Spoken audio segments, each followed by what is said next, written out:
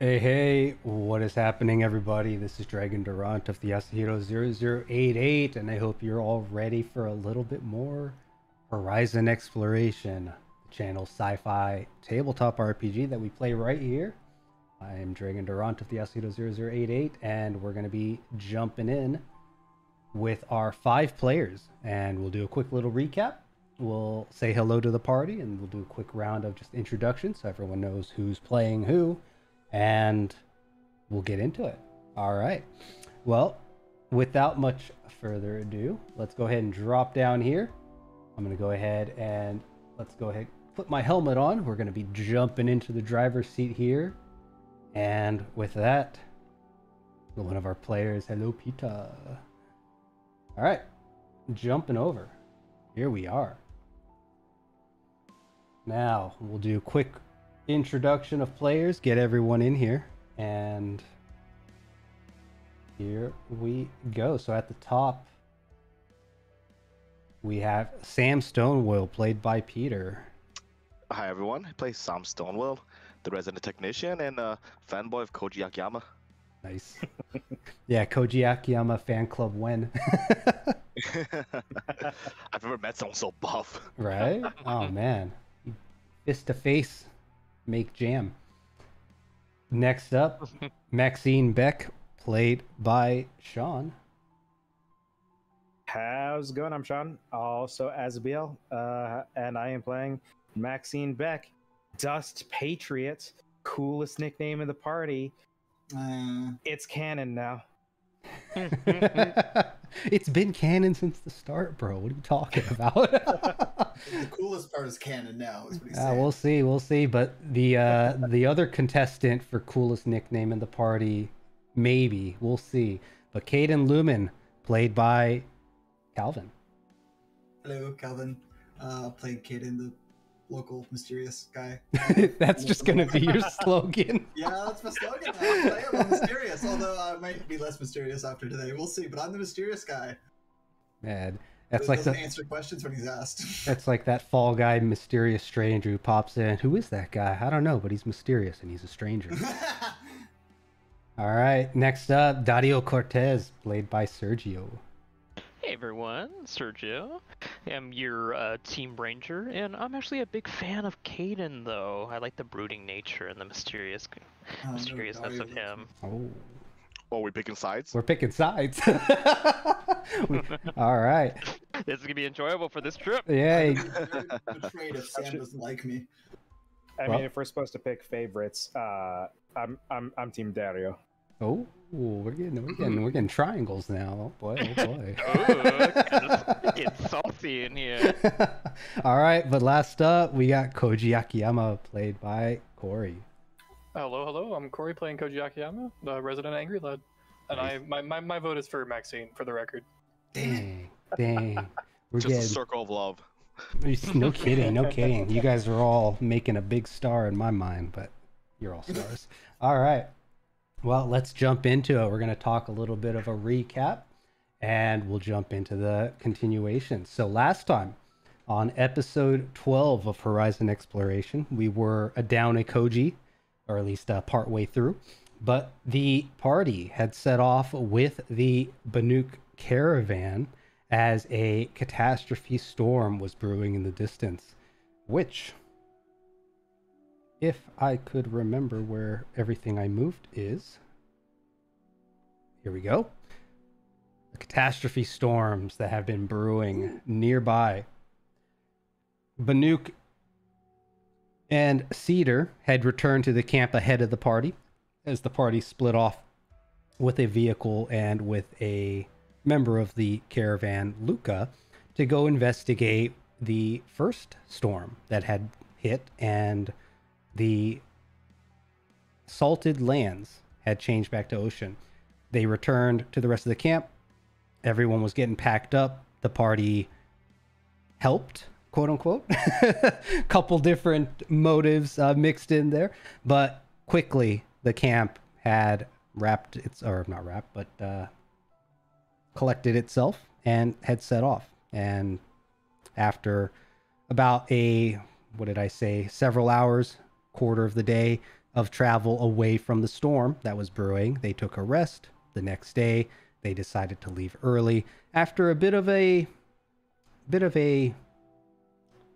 tense conversation between Banuk and the party members and what the next course of action should be. Banuk, with the caravan, we're going to continue southward, heading towards a group that they had mentioned a couple times, a transmission that they had heard about a settlement where survivors who were trying to stay away from the storm headed south to a place where there's now a large settlement, allegedly, that is free of the storms.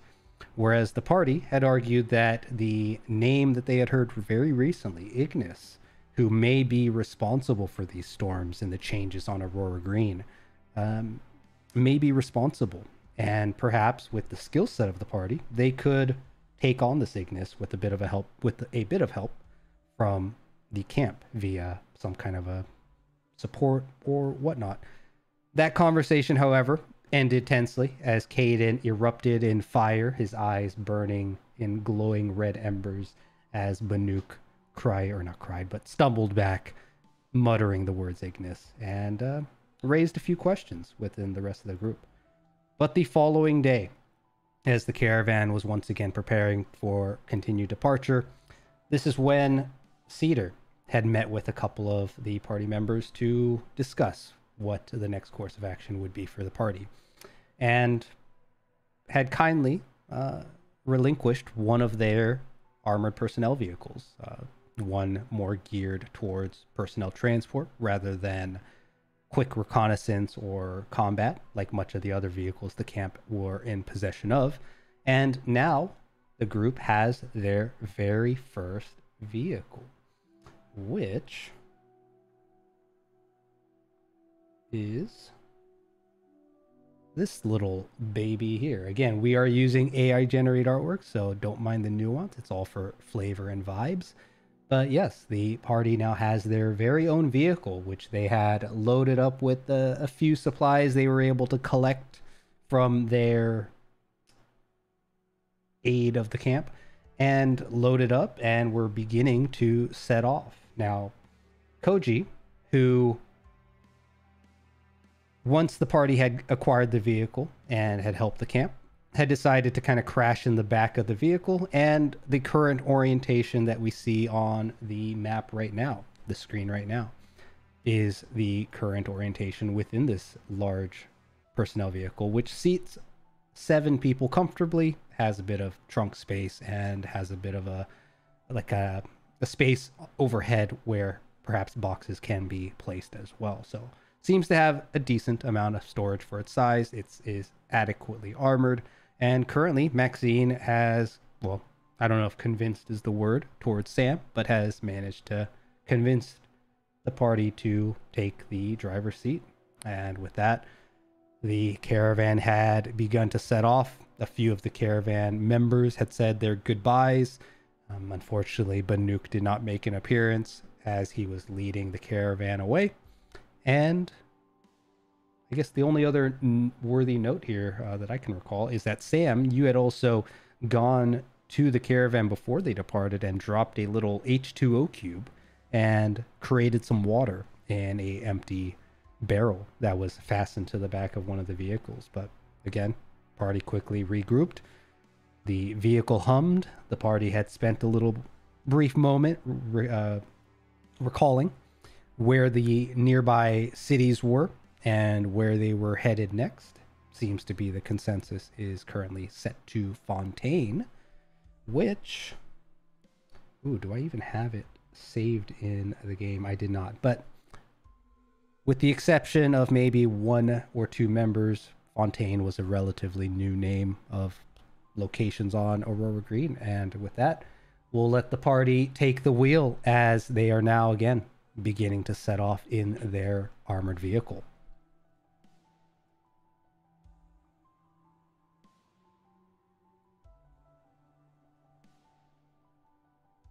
So, party members, as you begin to set off, Maxine, the vehicle seems to run pretty smoothly. Seems the caravan has been taking decent care of this vessel.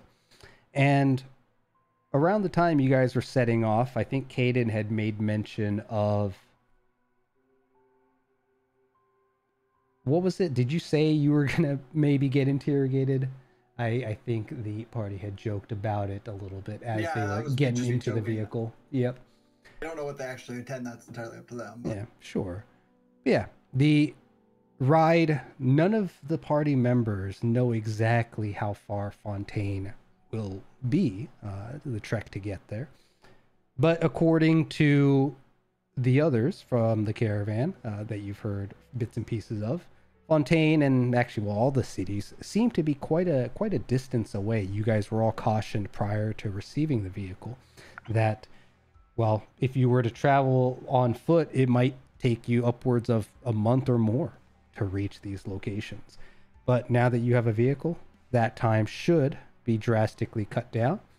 Maxine, the fuel gauge seems to be around the 2/3 mark in favor of being full. And though the dial does wiggle slightly, the engine purrs and you all begin to set off across Aurora Green, heading northward. Oh, she's the only one with proficiency in this thing anyways. She's really the only one who knows how to drive, by the way, guys. So I'll have to figure that out later. That is the claim I think that Maxine had made. I think her comment towards Sam was to ask him if he had any... What was it again? Wartime maneuver training. If he learned to drive in a war zone. That's what it was. And Sam easily moved to the back seat. I think taking a swig of his flask as well. But yeah, that Sam doesn't drive now that I think about it. Koji, you were pretty exhausted. It has 4 wheels. It goes forward. It doesn't seem that hard.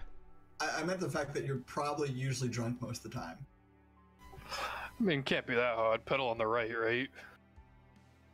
I don't know. Are we driving standard here, or what is this thing? Actually, it's pedal on the left. Ah, shit. Okay, you're not driving.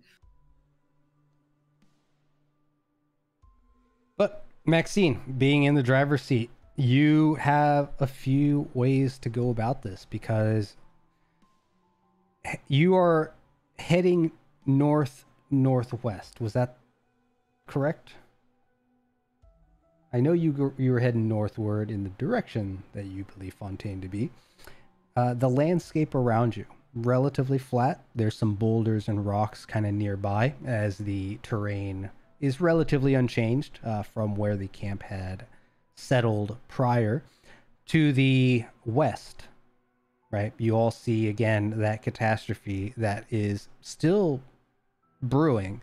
As far as you can tell, it still seems to be growing, and slowly, as time passes throughout the days, the arcs of energy in the skies will slowly begin to intensify. But currently, there seems to be some time in between each strike, but there's clearly something changing, brewing, growing, where that catastrophe has appeared. So, catastrophe to the west. To the north, you will find a large set of jagged kind of mountain ranges. Very, very pale, much like the terrain of the Salted Lands. But rather than having a wave-like formation, the ones to the north appear much more angular. Much more in the appearance of peaks of mountains. But the difference here is that, much like, I guess, you know what? I have the Banuk Camp one, which, this one here. So much like how the mountain ranges in this image look a bit jagged and different from a traditional mountain range. Very smooth kind of texture even from this distance. It almost looks like the mountaintops of when snow settles and it looks very kind of smooth and flattened and glistens a little bit. Very, very similar vibes to that is what you see far to the north. But yes, there's quite the wide expanse of a mountain range direct north that seems to spread eastward. And the further east you look, the more natural the mountain ranges begin to appear, like proper mountains that we would recognize. To the northwest, around the storm, you can kind of see through where the storm is striking. The mountain range does appear to lessen, but the area in the northwest does appear to be a bit more flat land, and it's a bit difficult to tell what kind of terrain you'll encounter there. To the south, obviously, there's the large dust storm southeast where the Banuk and their caravan have departed. So you can kind of still track and see where their trajectory is. And to the far east, you see a large expanse of flat lands.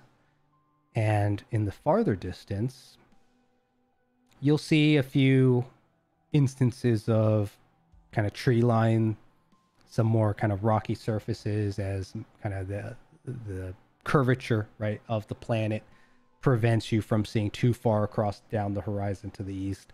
But there does appear to be some mountains and trees to the far east as well. But Maxine, you're at the wheel. What direction are you looking ahead, or any questions for the area around? I think you had it pretty much on point at the beginning there. Roughly going, ideally plotting out the course, trying to avoid, the catastrophes and such. And I don't want to drive right into the mountains. So aiming for that flat land. All right. We'd be safe from catastrophes, wouldn't we? I mean, we've got our own catastrophe detector here with Cadin.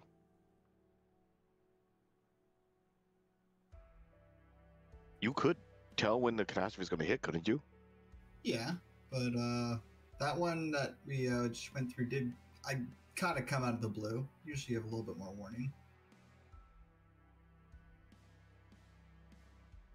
Doesn't seem too confident then.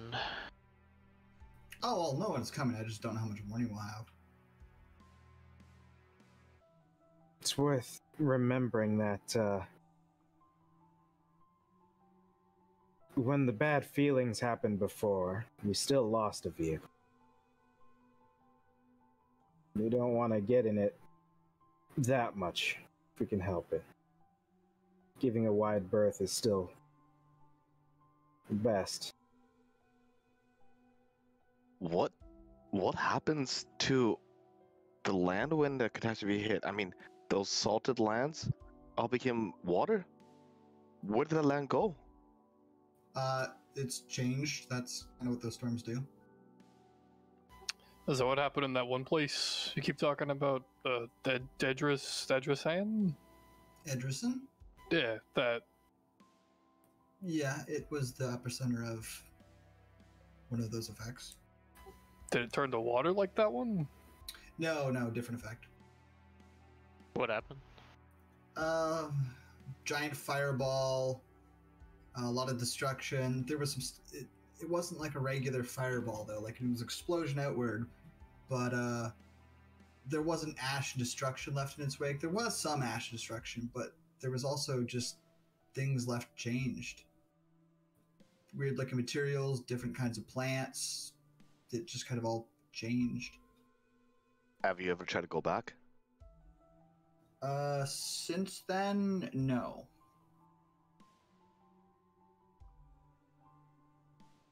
Maxine, you're from here, right? Have you tried to go back?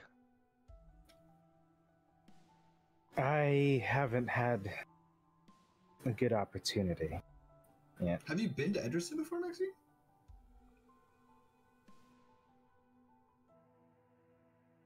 Not in any significant degree, and not since probably would have been before the war all kicked off, maybe. Pretty young. Before the what kicked off? Sorry? The war. What war was this? When people fight each other. Well, I know what a war is. I'm not that much of a caveman. The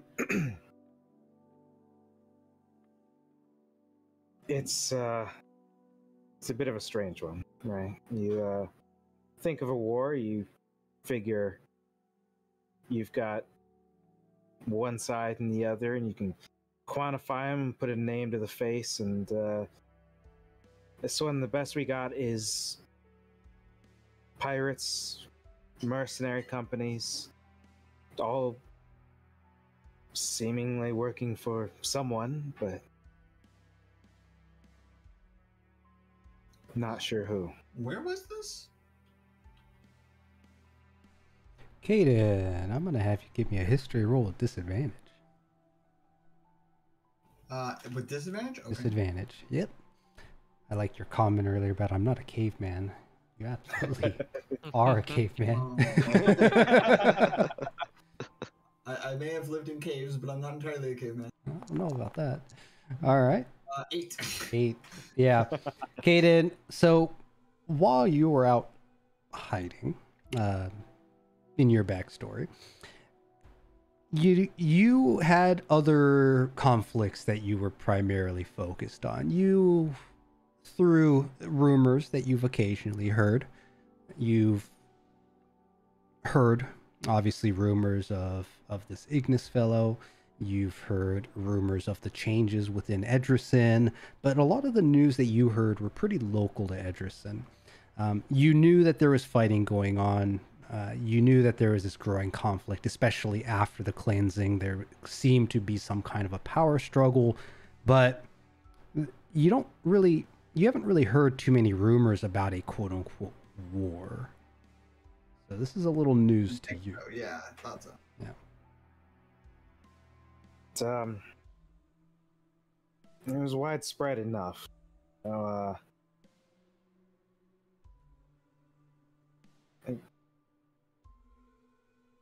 back where I come from, Atlin Grove, that's the city I was born in, city I lived in.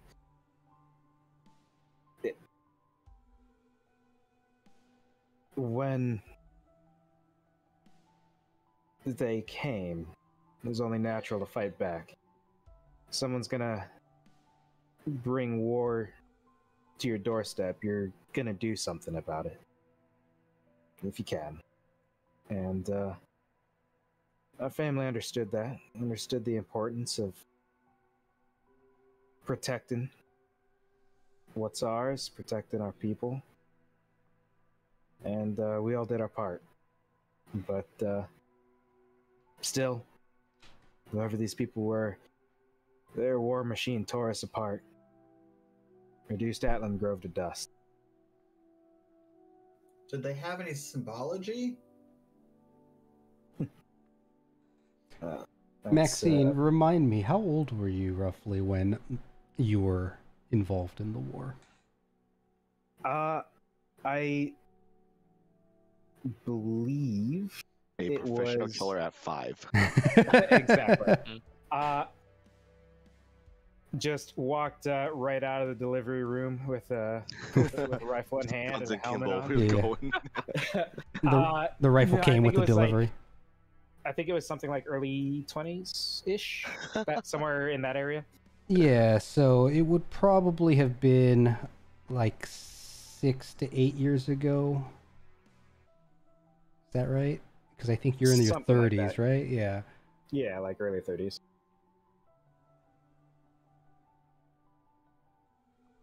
Yeah, so like early mid-20s-ish. Yeah, that sounds about right. Gosh, I don't remember if... So, Cadin, we had talked about you being in hiding. Yep, we talked about you being in hiding for, what was it, like 6 years, right? Well, it was 3 years. It was 6 years total. So I wrote this down. Where did I put it? Here it is. I was 19 when I started and 22 in the cleansing. Yep. Yeah, so the cleansing for you... And I'm 25 now. Yep. Yeah, so Maxine, the war itself did affect Atlin Grove. You're aware of that much, as you stated. The fighting, what you do remember from your 20s was that the groups that you fought, there were absolutely people who seemed to be hired guns, some of which were quite ruthless, some of which were really kind of just doing their job in hindsight now that you think back on kind of your position now and what they might have been doing. But early on, before you got really involved in it, you would remember that with every major conflict that you may have borne witness to, there were always a group of mercenaries that were donned in black armor and had these just deep, glowing, yellow gold eyes. It was very impressionable as the gold on black really created this kind of vibe with these soldiers who, once they were involved in the fight, you knew that with every step they took, the people who were trying to hold them back would have to take a step back. It was one of those kind of unfortunate situations. As far as weaponry, a lot of the citizens of Aurora Green who got caught up in a lot of the fighting were also just simply outgunned. Whoever these newcomers are, I mean, obviously there was some variation with the hired guns, or who you believe to be hired guns, but the elites, the ones that really kind of sit in the back of your memory, they came with machines. They had vehicles with tremendous firepower. They had kind of autonomous like walkers that they would use, and not much of the civilian firepower was capable of dealing with them, which might lend to a little bit of why you might be using an energy rifle instead. But yeah, long ago, lots of fighting before the catastrophes started happening frequently. But obviously, it was, about a decade ago, I think is what we talked about, where Aurora Green started to begin shifting, changing. New people begin to arrive, and as cities began to grow, you definitely remember there was a power struggle as well.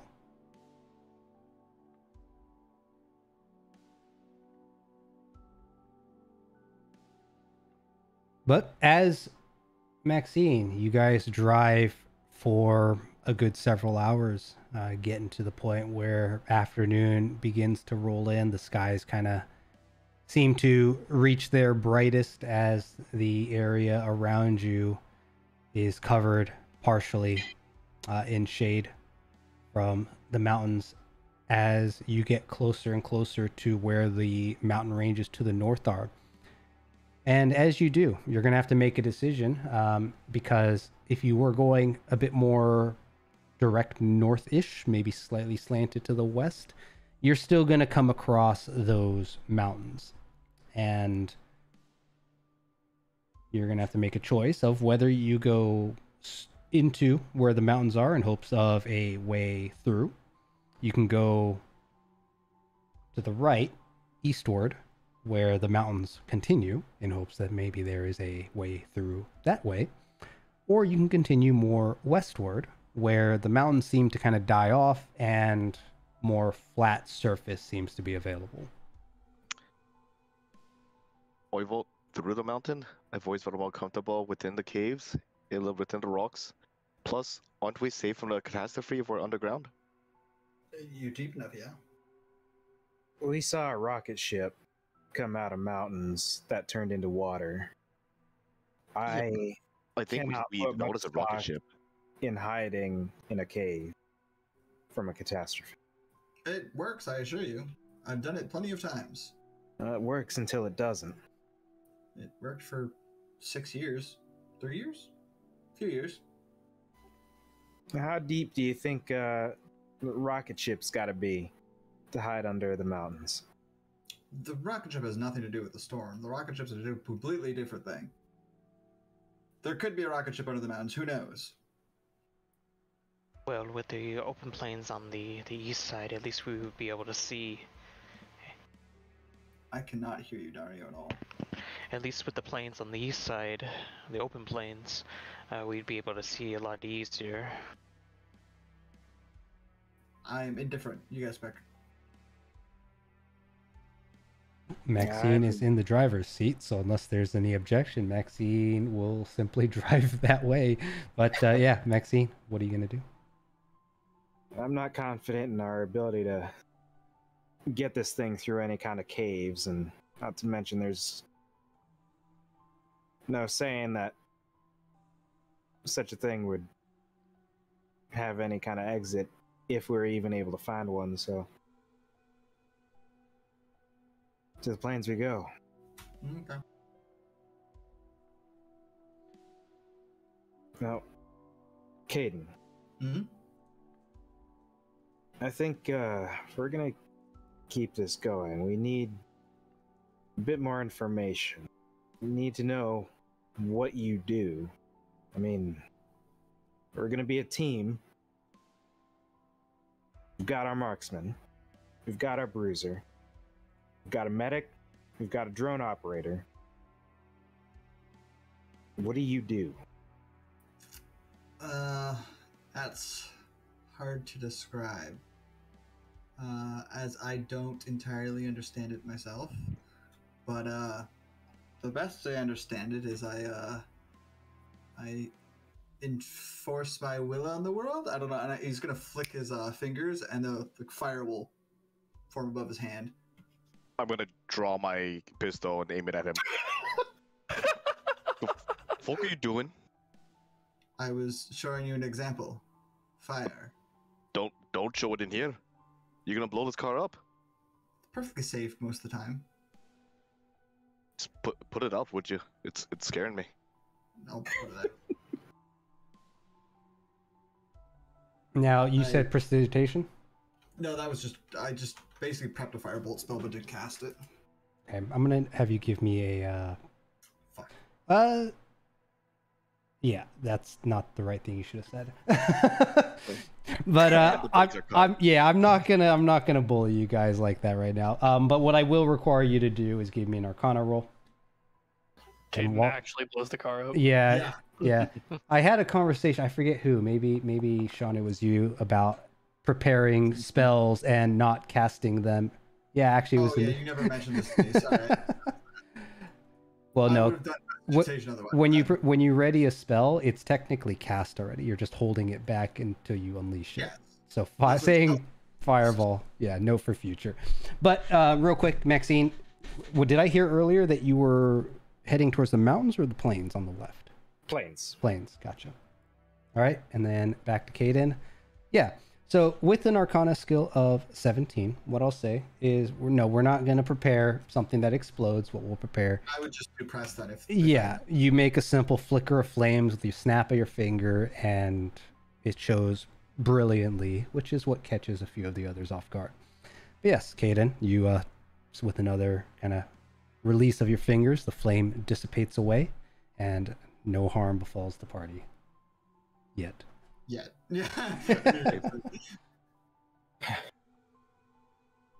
So I put away my gun.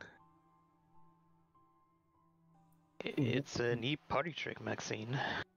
It's simply I think what I want to happen, and it does. There's a few limitations, but there's nothing up my sleeves. I pull my sleeves back.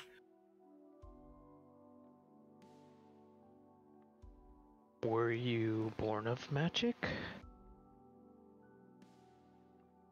I could not hear you say anything. You're making up words. Were you born? I can't turn Daario up anymore. Were you? Sorry, I think it's the Windows 2 though. Let me roll it back up real quick. You're coming through loud and clear for me. Is he coming in low for anyone else? Now you're much louder. Interesting. Yeah, it was a bit low, but I was able to turn it up. Gotcha. Get good volume. He's at 200% for me. Daario the shy boy. Yeah. Were you always born like this, Cadin? Did you always have this? Do it since I was about 13. couldn't do this when I was younger. Maybe I could. I just didn't know how to. I don't know. I wasn't able to actually do it until I was 13, though. Does your family have the same abilities? I don't know, actually. I never got the chance to ask them. So you're a witch then? Is that what's happening right now? A lot of negative connotations with witches. Would it make you happier if I said wizard? Better. Still not quite. I don't know. Is it all destructive magic? Do you always blow shit up? It's handy for blowing stuff up, but it's not the only thing I can do. I don't like the fact that we're talking about magic. Well, I don't know what else you want to call it. I'll like change my eye color again. I don't know what I would Please stop call doing it that. either. You're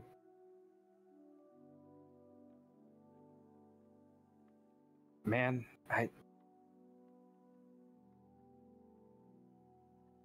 you're strange. Yes. With conversation a little bit about Cadin's abilities being magical. Daario, Maxine, see, how do I want to start this? So Koji, we'll start with Koji because Koji will be an easy one. Koji, you've seen all manners of augmentations back home. You've seen people who have eye implants that allow them to change the color of their eyes.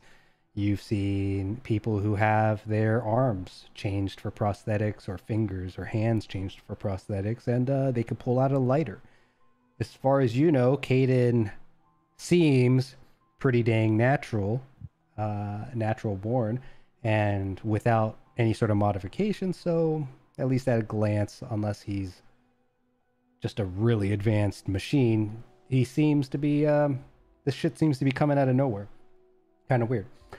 Daario and Maxine, the two of you would have seen less frequency of these kinds of changes. Daario, you would have seen augmentations and kind of bodily change, what's the word I'm looking for? Alterations, yeah. But for what you've seen on Sakara, it would have been much more angular, much more...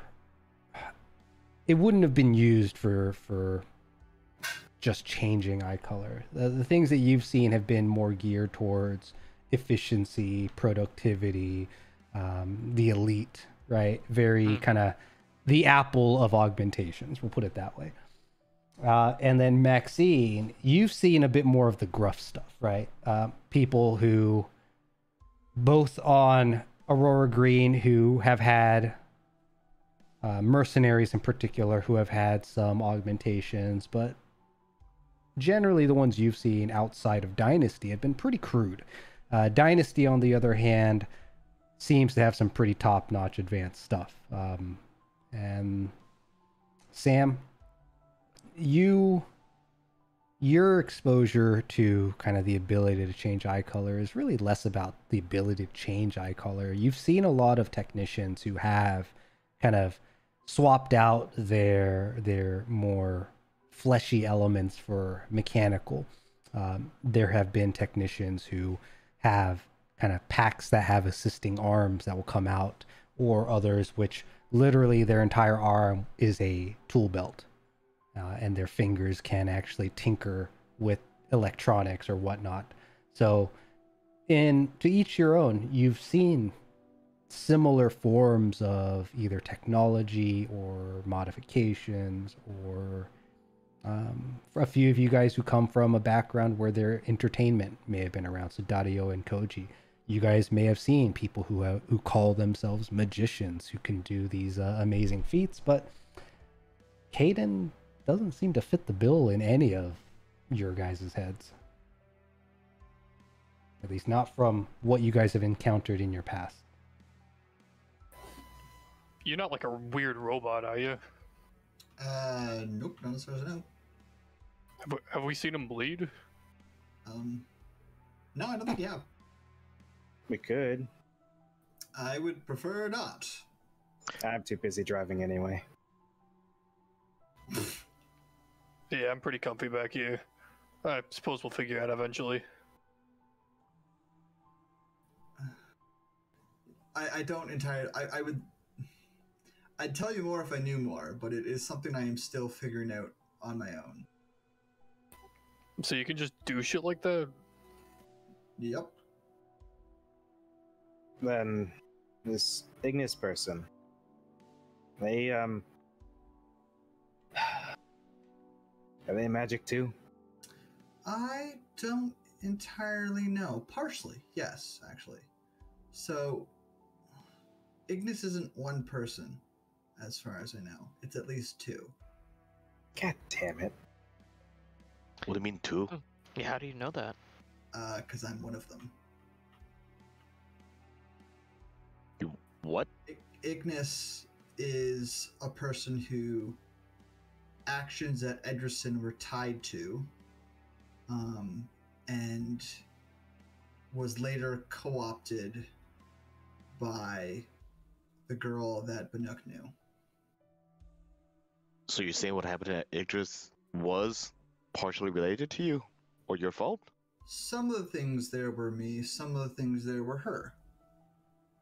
I don't know which rumors he heard or what ones he hasn't. But, for example, where'd it go?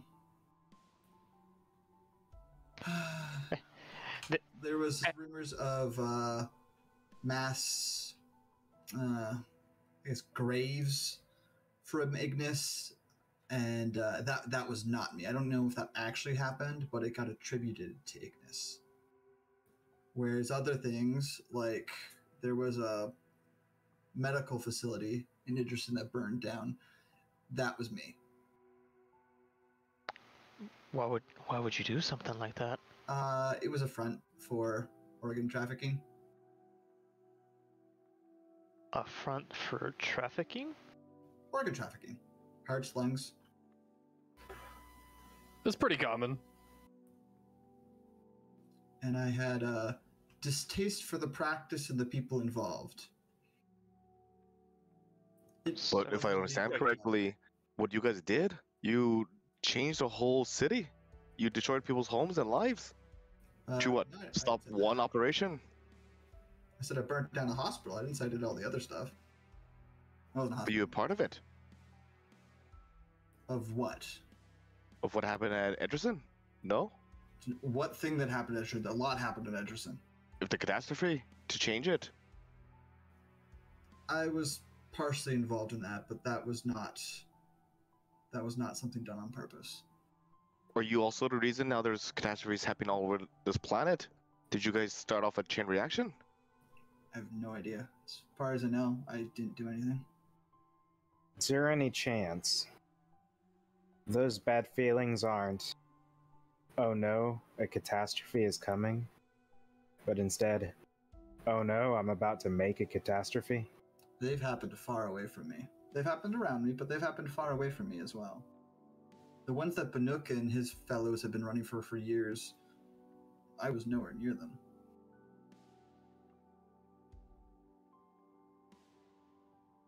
But Ignis is not just one person. Could be others that don't even realize it. I mean, Banuk and Cedar themselves talked about having those kinds of feelings. It's a little bit different as a physical reaction to the environmental changes more than the magical. Hair standing on end on a coming storm is pretty natural. God damn magic again. How Can't else would you like me to describe it? you can't talk about it like it's a normal thing. For the last 18 years has been pretty normal for me. But what is normal for you is not going to be normal for everyone else, I think, Cadin. And so hearing this for the first time, is I'm very surprised that Maxine hasn't stopped the car at this point. I'm very good at multitasking. When I said I couldn't, I was too busy driving to shoot you. I lied. Well, I didn't say shoot you. Shoot you is just what I thought. I could absolutely do that just fine. I'm ambidextrous and multitasking. I'm gonna need the party to give me a d20 check, so everyone roll a d20. That's a 9. 12. I got a 9 as well.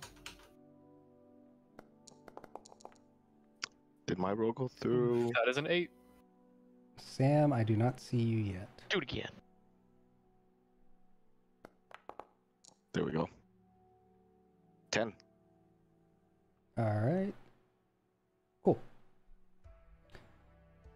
As you guys all continue to travel, the day slowly passes as you all, well, not you all, but the world passes you by on the outside of the windows. And up ahead, as you begin to get closer and closer to the base of the mountains and begin to travel closer along them, you'll spot that in the distance there seems to be a bit of a bumpy road up ahead, as the lands here near the base of the mountain seem to have changed in a way where it almost looks like someone took their hand and kind of brushed along the ground and up the side of the mountain to create this change in the mountain formation and the grounds at the base of it. But up ahead, as far as you can tell, although the road does appear to be a bit bumpy and the storm does seem to persist a little bit to the mostly west, but a little bit south of where your current position is, up ahead, there does seem to be a way kind of skirting around the mountain that you guys will be able to continue.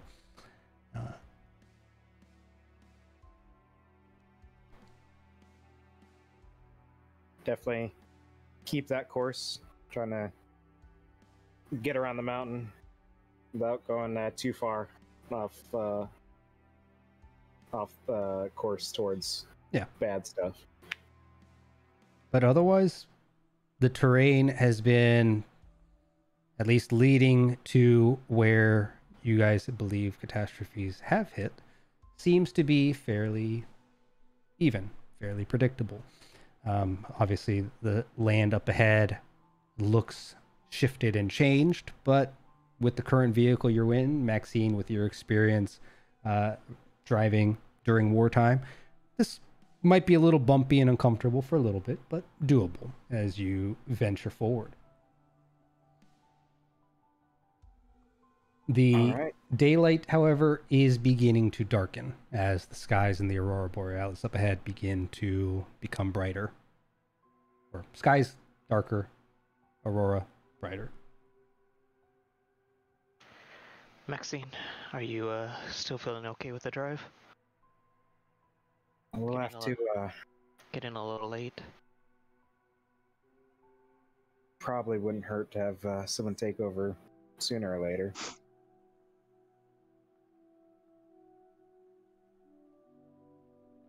You ever drive anything, Daario? Nothing like this, unfortunately. But it couldn't be too hard, I'd imagine. It looks open enough where I get at least a little bit of practice. You ever at least, I don't know, drive a car, a road? Back home, yeah. That's something. Daario looks at Maxine's right arm. So does everyone in Atlin Grove have one of those? Oh yeah, it's just like the Embers, you know, they burn themselves, we chop off our arms. Seems like a... This is... Seems like an interesting initiation to have if you're from there. Yeah, just right out of the delivery room. They're like, "You're born in Atlin Grove. Sucks to be you." Hack the arm right off. You guys are This having was a conversation. Quick question for Maxine: if you are,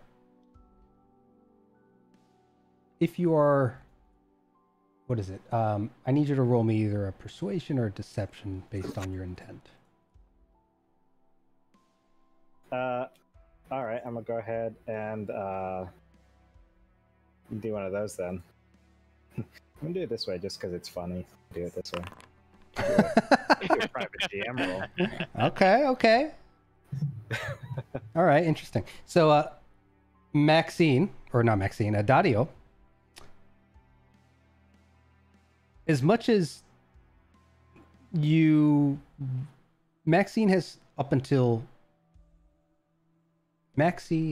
your encounters with your conversation with Maxine have been very kind of straightforward, cut and dry, no bullshit, no nonsense. But you can't help but feel, being in the passenger in the shotgun seat, look over and see Maxine with a very obvious kind of smile, and you question whether she's telling you the truth.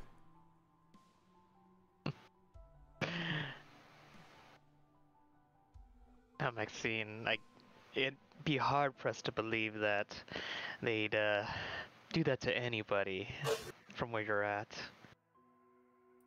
I mean, it seems a bit torturous. At least from where I'm from. I don't see them doing that to anybody, but I just find it interesting, your story. Oh, if you take back anything about the reputation of Atlin Grove, I wouldn't want it to be that we're a bunch of psychos who chop arms off of everyone born in our city. It's call it a workplace hazard. It was lost it in a crash. So it was by other means then. Were you on a mission? Yeah, I was it was after I left Aurora Green for the first time. Dynasty obviously replaced it to keep me working, but it was a pretty bad crash. I wasn't the one driving. We were in an aircraft. Did you lose anybody?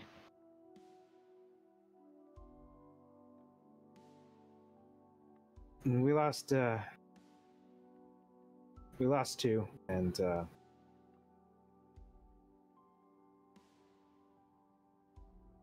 two on the team and a pilot. There's four of us in the team, and the other one, I think, some fractures, maybe some internal damage, but nothing serious. They got out all right. For me, it was the arm, right around the elbow. Well, I hope the sacrifice was worth it then. I hope. You can always hope. Say I lost at the elbow. It wasn't quite that clean. It was rough. But no, everything upper arm, that's all natural. There's just some parts of it that overlap.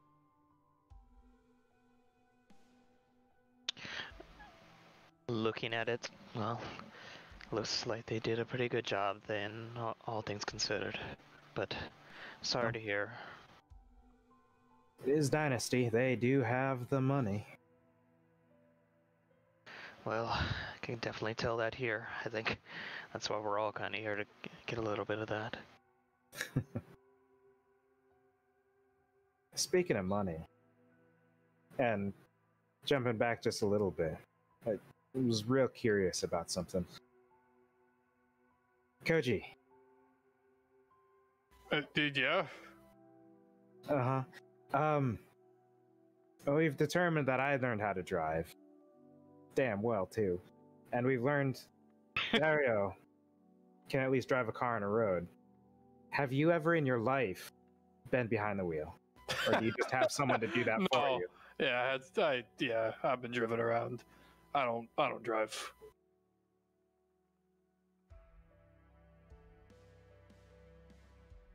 About what I expected. That's funny though. All right, well, we've badgered half of us. Cadin, Sam, how about you? Not the slightest clue. Before we get too much further into conversation, the roads begin to darken. Maxine, you turn the headlights on the car on to continue forward, but it is beginning to get dark. You are beginning to get tired, and what do you all do?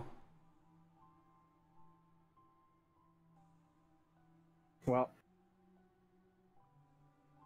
being that with what we've learned, I'm gonna pull over to stop and say, does anyone feel like keeping it going, or should we find somewhere to post up? Looking out just in the general direction of what Daario can see, can I see any lightning? I'm trying to look for any lightning or potential obstacles. Daario, as Maxine steps out and kind of calls to the group and stretches in the process, you also get out and kind of survey the area. Directly next to you all is a huge vertical rise in the terrain, right? This changed mountain range, it seems to be, is located here.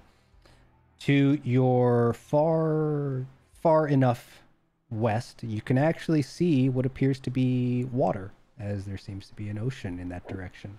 And you guys are currently in between where the lands have been changed and where this ocean lies. To the north, it starts to open up quite a ways away. There seems to be quite a bit of the kind of mountainy path that you have to get through first, as the mountain range does seem to extend northward. So it seems to be quite the large mountain range in this segment of where you all are. And to the south, as you look to kind of the area that you guys have passed after driving for nearly the entire day, there is the occasional arcs in the sky and the bolts of lightning, or at least energy arcs that seem to strike downwards far to your south, which currently you seem to have gained quite a bit of distance away from. So as far as your judgment goes, it looks to be relatively safe here. You don't see any immediate signs of dangerous wildlife. In fact, it actually seems pretty barren out here in terms of any life. You do hear chirps of birds and some shadows occasionally up high. The area around you is otherwise pretty lush with vegetation, and otherwise there seems to be plenty of spots where you can maybe pull over and camp out, or someone could or you guys can leave this area, but the choice is yours. Does someone else want to drive? Because I can't really drive. So real quick note, everyone can technically drive. It's just a question of, if something happens, how well are you going to be able to handle it, right? Oh, I'm pretty sure Kane doesn't know how to drive. No one ever taught him. Yeah, if your backstory is like, hey, I've never been in a car, or I've never had to learn or get a license or whatever equivalent would be, then yeah, that's fine. Koji, obviously one of them. Cadin, makes sense that you'd be another. Sam, we've already determined that you have no fear to get behind the wheel, but you technically don't have any, yeah. Whether competence translates into actual skill. Exactly. Technicians are mostly star-bearing creatures, not, well, we'll get into technicians in the future, but All right. Sounds like the party otherwise is going to be camping out, though. Is that what I heard? It may be a little tough to see, I guess, the cardinal directions at night. I wouldn't mind setting up camp. I need to figure out what I have to do to get them to authorize me some sort of night vision. So, quick note. Although skies will darken, the lands will darken, the aurora borealis up above pretty much sheds light. So, yes, it is more difficult to see, but think of it akin to kind of to the brightness of like a full moon in the sky, how it illuminates the surroundings, but there might be cases where that illumination is lessened, right? In this case, though, if you have any form of dark vision, you might be able to pull through with the headlights to make it forward, but it's a question of what you guys are comfortable with. But here, let's do this. We're about an hour in. Let's take a quick 5-minute break, and you guys can think of what to do with this first stop, or after the first day of driving, road trip. Yeehaw. All right. Yeah, let's do that. So we'll be back in 3 to 5 minutes. Anyone needs to top off their drinks or bio, go ahead and do that. And when we get back, the party will decide what they do for the night, and then we will see what happens and continue through the next day as our party ventures forward in the direction of Fontaine. All right. Be back, everyone.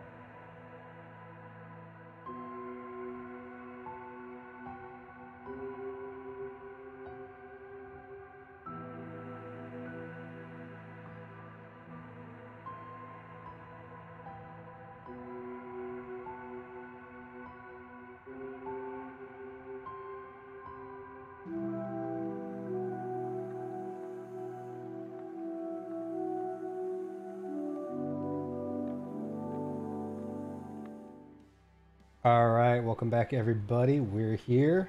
We're refreshed. We're topped off and ready to go. So, a day on Aurora Green comes to a close, and currently the party has pulled over in their newly acquired vehicle from Banuk's camp. And Maxine, having been behind the wheel the entire day, is feeling a bit exhausted, and if she wants, she is welcome to continue driving. I would advise against it, but currently, party is pulled over. Daario has kind of surveyed their surroundings, and they are currently deciding if they should venture forward or camp here for the night. Just to throw it out there, if we want to keep going, I'm fine driving. I can see just fine. Plenty of light here for me.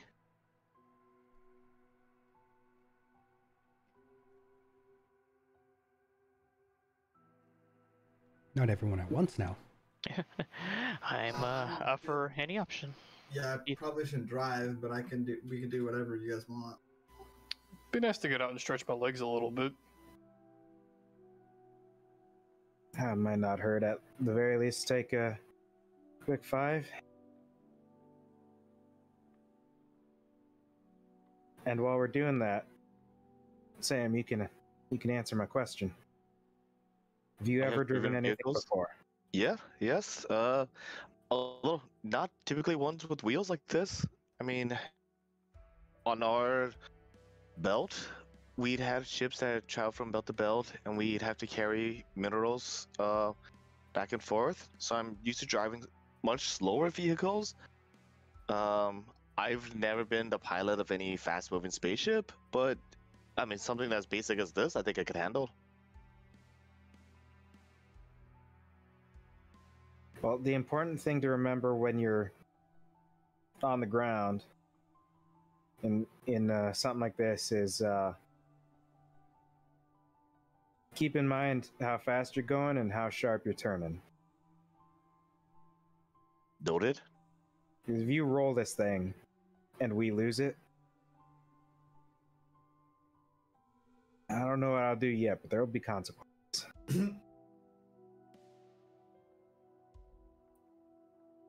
I've never wrecked a machine in my life. I don't know if I believe you, Sam. You want to come check? How exactly would I check that? Well, first I take my hammer and shove it up your ass, and you tell me if you believe me or not. I'm gonna pass on that, thank you, though.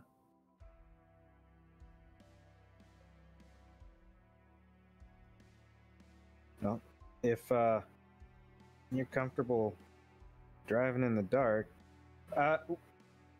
would I know anything about technicians being able to see in the dark? Is that a widely known fact? Maxine, on Aurora Green, technician population would have been incredibly limited. There would have been more traffic where spaceports would have been located. And Atlin Grove, if I'm not mistaken, wasn't quite a big metropolis, was it? It was. No, definitely. Like, I mean, it'd probably be like pretty broad for like if you compare it to like real world cities. Yeah. But like sci-fi cities, it's like where I live. So kind of spaced out suburb more than urban. Yeah, something like that. Okay, I think that's a good comparison. Yeah. Yeah. We'll start with that. I think you and I need to talk a little bit more about Atlin Grove offline, but that aside. Atlin Grove in particular probably wouldn't have had any interstellar trading in particular, right? So your exposure to technicians would have been limited. Also, what Atlin Grove likely would have been involved in would have been local to Aurora Green, right? I imagine it's until the war happened, you really had no reason to think outside of Aurora Green. Is that accurate? Yeah. Okay. Yep. Yeah. So yeah, your knowledge of technicians is going to be incredibly limited. I mean, through basic just education, you're aware of that they exist as a race, that the humans have met, But outside of that, you don't really know much about technicians. And Sam here, obviously, for I think, yeah, Maxine and Cadin, you guys really don't know much about technicians, if at all. Daario, you would be a bit more familiar. Sikara did have kind of interstellar, what's the word I'm looking for, a reputation. So you would have had occasionally seen a technician walking around with their kind of, God, what's the word? It's not, I don't really want to call them a posse. It's a bit more formal than that. But there would have been, you know, say again? Clan? No, completely far off. It's more like a ambassadorship type, you know, there's like 3 or 4 of them in a group at a time type of a deal. I know there's a word for it, but yeah, Daario, you probably would have seen things like that. Koji, Envoy? say again? Envoy? That doesn't necessarily signify the group number, though, does it? I No. don't think it does, no. So It's a diplomatic group. right. And then Koji, you probably have seen technicians, but you've also seen all manner of humans. And what's the difference between a midget and a technician? You're not entirely sure, but they're usually fun. Yeah. Yeah. Whoa, whoa. Whoa, hello. It's the future, guys. Deal with it. All right. What? What if I threw it at you this way? Sure. Post war. Sign up with Dynasty. Hit up that Dynasty lingo. Learn some technician language. Would there be any examples in that learning process that would have conveniently had to do with seeing in the dark? Yeah. Dynasty is a good play. Let's go with... God, I want to make you roll something, but at the same time, I have a good idea how Dynasty would have handled this. So, I'm just going to have you roll a straight 20, and we'll go from there. Sounds good. It's kind of outside of your hands, so we'll see. That'll be a 12. A 12. All right. So Dynasty, this is what Dynasty would have told you about technicians. Dynasty obviously does have a training program. You went through not just one, but a few, especially to specialize in what you do within their kind of rankings. And through that training, there is a bit of education about the different races that exist, how the United Federation interacts with them. So you have a very high level kind of understanding of humans and technicians are on good terms. You know, technicians are generally shorter. Their stature is usually shorter. You're also aware that they more specialize in kind of hardy activities. They are typically found as kind of miners and transport, kind of like truckers almost, that tend to kind of navigate around the systems in their own kind of orbits and assembly lines. It's very, God, what's the way? Think of like an ant colony and how the, you know, lines of ants will go to where a food source is and they'll bring it back, right? It creates a lot of kind of tentacle strands that way from the technician homeworld, which is out in kind of a deep space that humans aren't overly familiar with. Through the education, though, you would also have some idea that technicians do have better eyesight than humans on average. To what degree? Because in the Akiyama sector, technician population is low, and their interactions in the area that you operate in is very low in comparison to others. So Dynasty would have just given you kind of surface level, nothing too in depth, because they're not a primary concern here. Yeah. But with that is what you'll know for now, unless you have anything else you'd like to explore. Maxine, while my eyes may not grow red or blue, I assure you I can see just fine. Yeah, alright, just don't roll the thing. What, this vehicle? Could've rolled it if I tried, and I hit it. Just how solid of a beast this is, this car. Thunk. Yeah, it doesn't budge. It's quite weighty. Do you know how momentum works? Yes, I know how momentum works. So if you start going that way a lot, and then you turn the entire thing that way, it's gonna keep wanting to go that way. And if it has to roll the whole damn thing to accomplish that, it will. Yes, and that's why I check the brakes.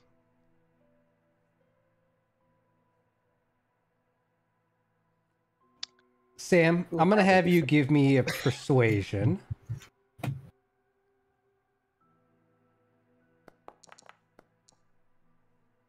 Seven. Yeah.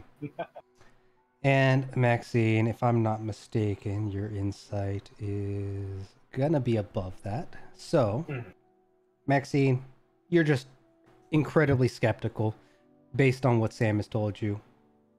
It seems you would oddly be more comfortable if you guys were in a spacecraft situation, but you're not.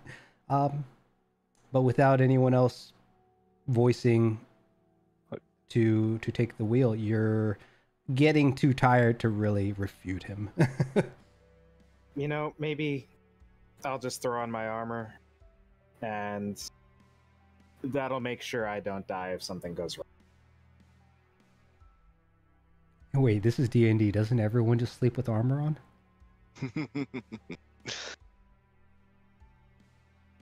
And Maxine's out here in khakis and a button-up. What are you talking about? True. Yeah, she changed. All right. Well, with that, you guys can, if there's nothing else you'd like to do at this location, Sam, sounds like Maxine will relinquish the wheel to you, and when you guys are ready, you can continue to depart and drive through the night. Sounds like a plan. Cool. All right. Well, I'm gonna go ahead and move you guys all off to the side. Sam, you're gonna take the driver's seat, and everyone else, first come, first serve. Oh, where'd you go? Backseat. Oh, what are you doing? Are you doing that? I'm trying to move it up to where Stop. Maxine's at. Stop it! It's Stop like it! It's adding on to your movement. Yeah. Don't. I got you. I'm setting. So we got the vehicle token. We got Sam in the driver's seat. Everyone else positioned. Look, guys, I can drive this vehicle. I just can't get the driver's seat. I just can't drive my token. Yeah, we need a box. All right. Cadin immediately jumps in and scurries to the rear.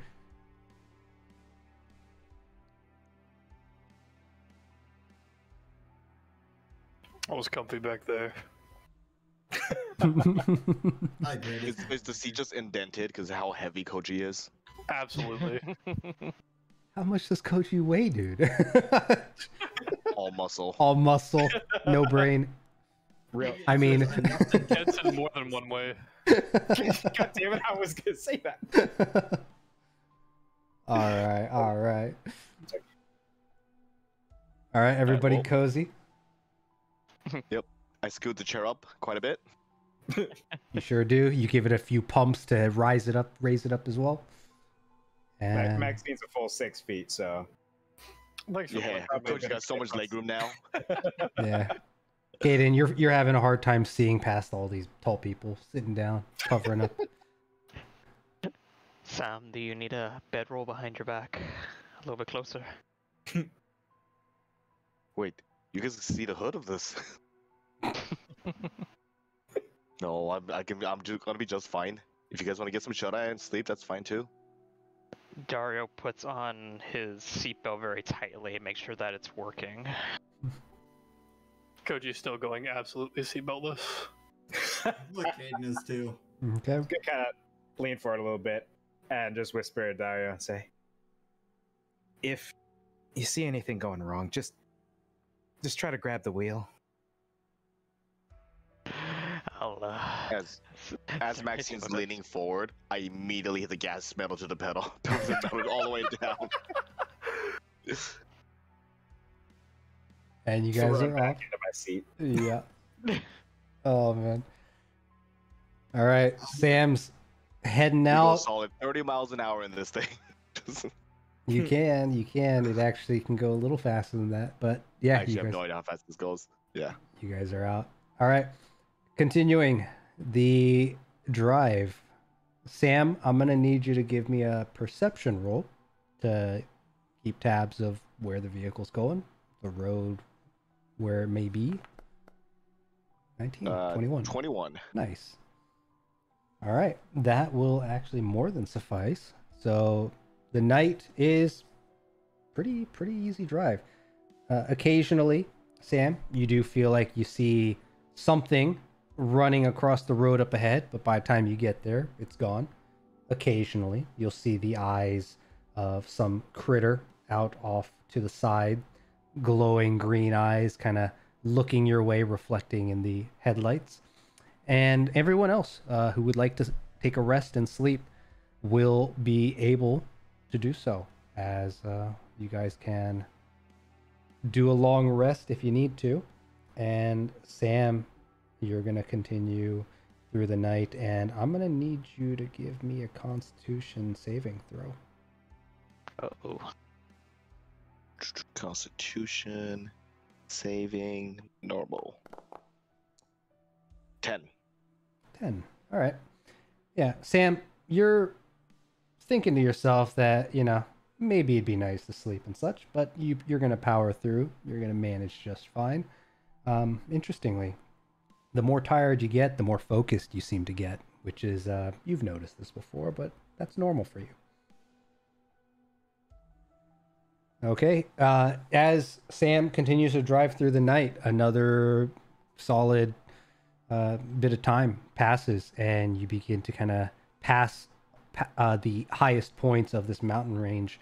As up ahead, Sam, as daylight begins to brighten, and you can begin to see a bit further up ahead, you notice that at some point you seem to have lost the ocean view to your left, as it is now replaced with what appears to be the continuation of this mountain range, as you begin to travel more in between, in a large kind of valley with a large plain in the center, which is where you guys are currently traveling across.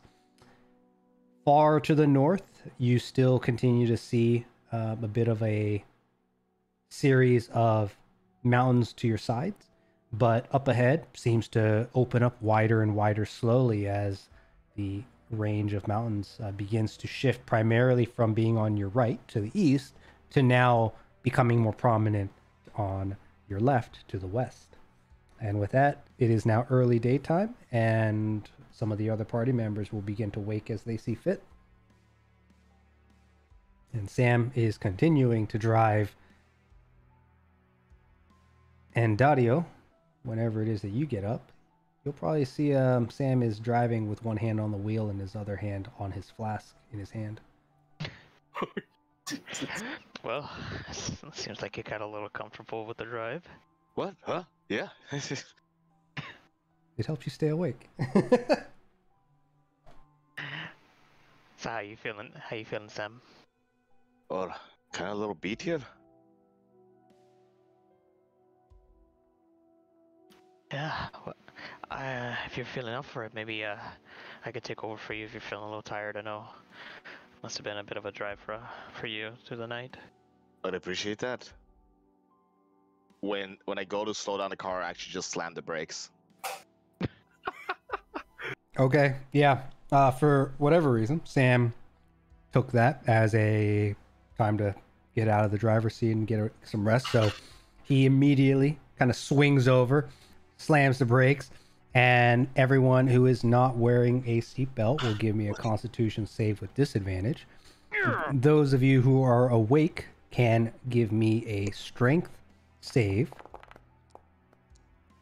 And those who have their seatbelt on, you guys are fine. Nothing phases Koji. Even in his sleep, he's fucking strong. He just weighs too much. No way. There's no way Maxine is going into this without having put her seatbelt on.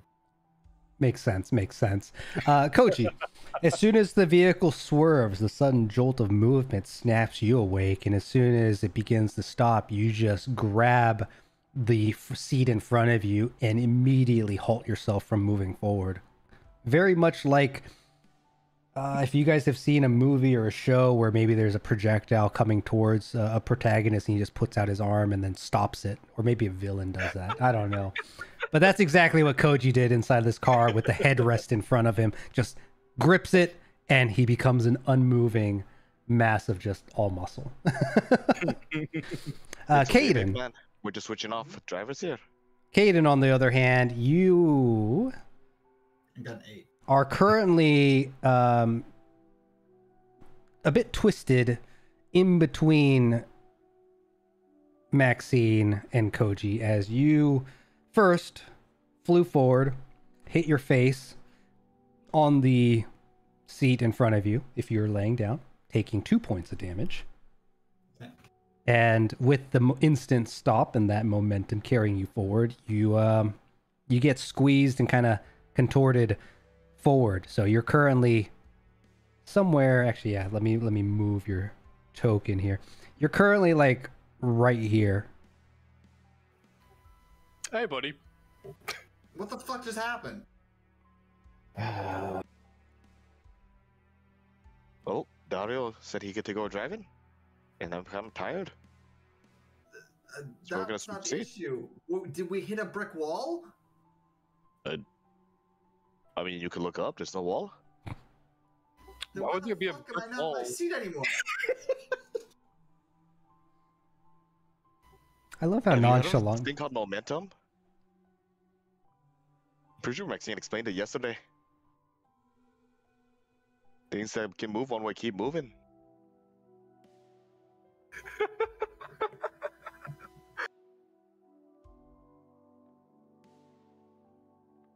Cadin's just looking up at Sam. Sam is in the driver's seat, looking back, looking down at Cadin, who's kind of on his back, head up, getting talked down to.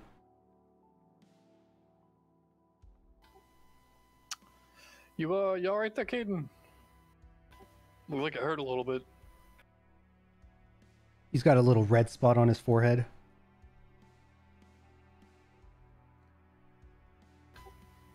Hmm. Do you need like a band-aid or something? Oh, did we lose him? Oh, okay. He just messaged me. His internet went down. Oof. We killed him. That was hard. Oh, no. Hit. Oh, shit. I don't know. Out Say- of this reality. Saying we is a bit bold. No, you called us a team. You called us a team, and we're also supporting this mass murderer here. Yeah, what happened to being kin, man?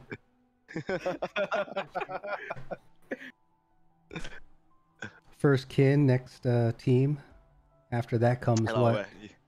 yeah, we're now just acquaintances next. By Oh, the way, I gotta it's- say, I'm back. Welcome back. that's gone. After that momentum line, I'm sorry, Dario, but Sam is the new favorite.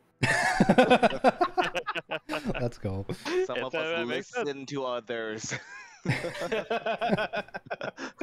All right, with Cadin back, let's continue. But yes, Sam or Cadin, after getting kind of launched forward, smacking your head, your like shin, or not your shin, your thigh got banged up on something. Wasn't pleasant, and definitely talk about getting woken up on the wrong side of the road. But Okay, do you want to just keep going forward and sit in passenger seat then? we'll see. But yeah, Cadin, currently, Sam is just, he turned back to you, asked about if you heard the conversation about momentum that Maxine kind of briefed Sam on yesterday, but he's nonchalantly looking down at you, and I guess you're still kind of on your back looking up as Sam gets out of the vehicle. Yeah, I remember the conversation about momentum, so why the fuck did you hit the brakes so hard? That's how you stop a vehicle. You hit the brakes. There's more than one option than just on and off, though. You realize that, right? Yes. Although we were successful in stopping. Next time, maybe put a seatbelt on. Next time, don't slam the brakes like there's a freaking brick wall in front of us. You'll be fine. You just got a little scruff on you. Scruff, do you mean scratch? Both? So you're saying I should shave? Can you do that with your... Ooh, fire magic. I am not going to shave with fire. That sounds like a bad idea. Could be fun though. No. No, you can't, or no, you won't. I'll let you decide. All right. While this conversation is going on, Sam, did you went ahead and got out and just kind of squeezed into the back? Is that the idea?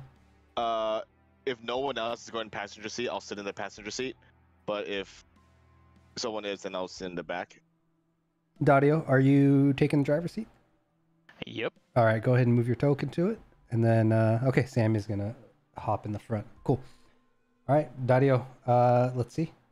You turn the vehicle on.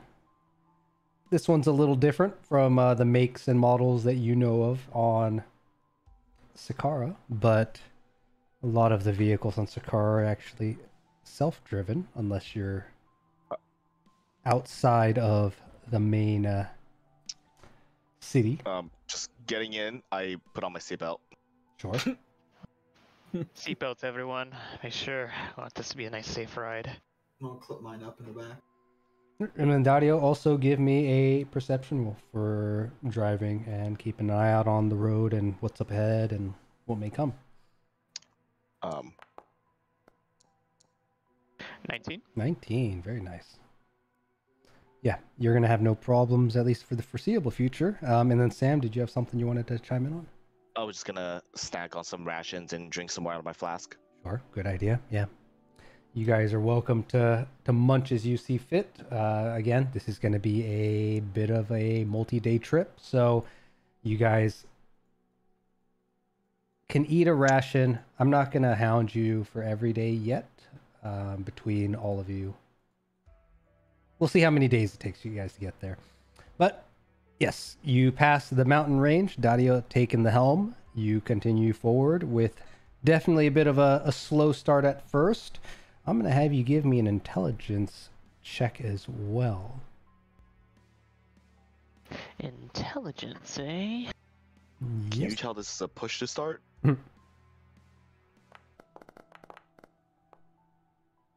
10. Yeah. Daario, initially, right, you kind of sat in the passenger seat and you were paying attention to Maxine and Sam, and you have a decent understanding of the motions that are necessary to get this hunk of metal moving forward, and you pull it off just fine. Vehicle kind of starts a bit slow. For those of you who remember the days of being a student driver, it's probably similar vibes to that, but Daario is a quick learn, so you will, once you get rolling, it's pretty smooth cruise controlling at that point. All right, day 2 of your road trip on the road to Fontaine begins as you guys set off again. And Daario now behind the wheel. You venture forward past the mountain range, or not past, through the mountain range, as, again, further ahead it seems to widen. To the left, there seems to be an increase in mountainous formations, and to your right, the mountainous formations that have been altered through what somebody in the past camp, someone in Banuk's camp, if I'm not mistaken, had voiced that there was a catastrophe that had occurred up here as well.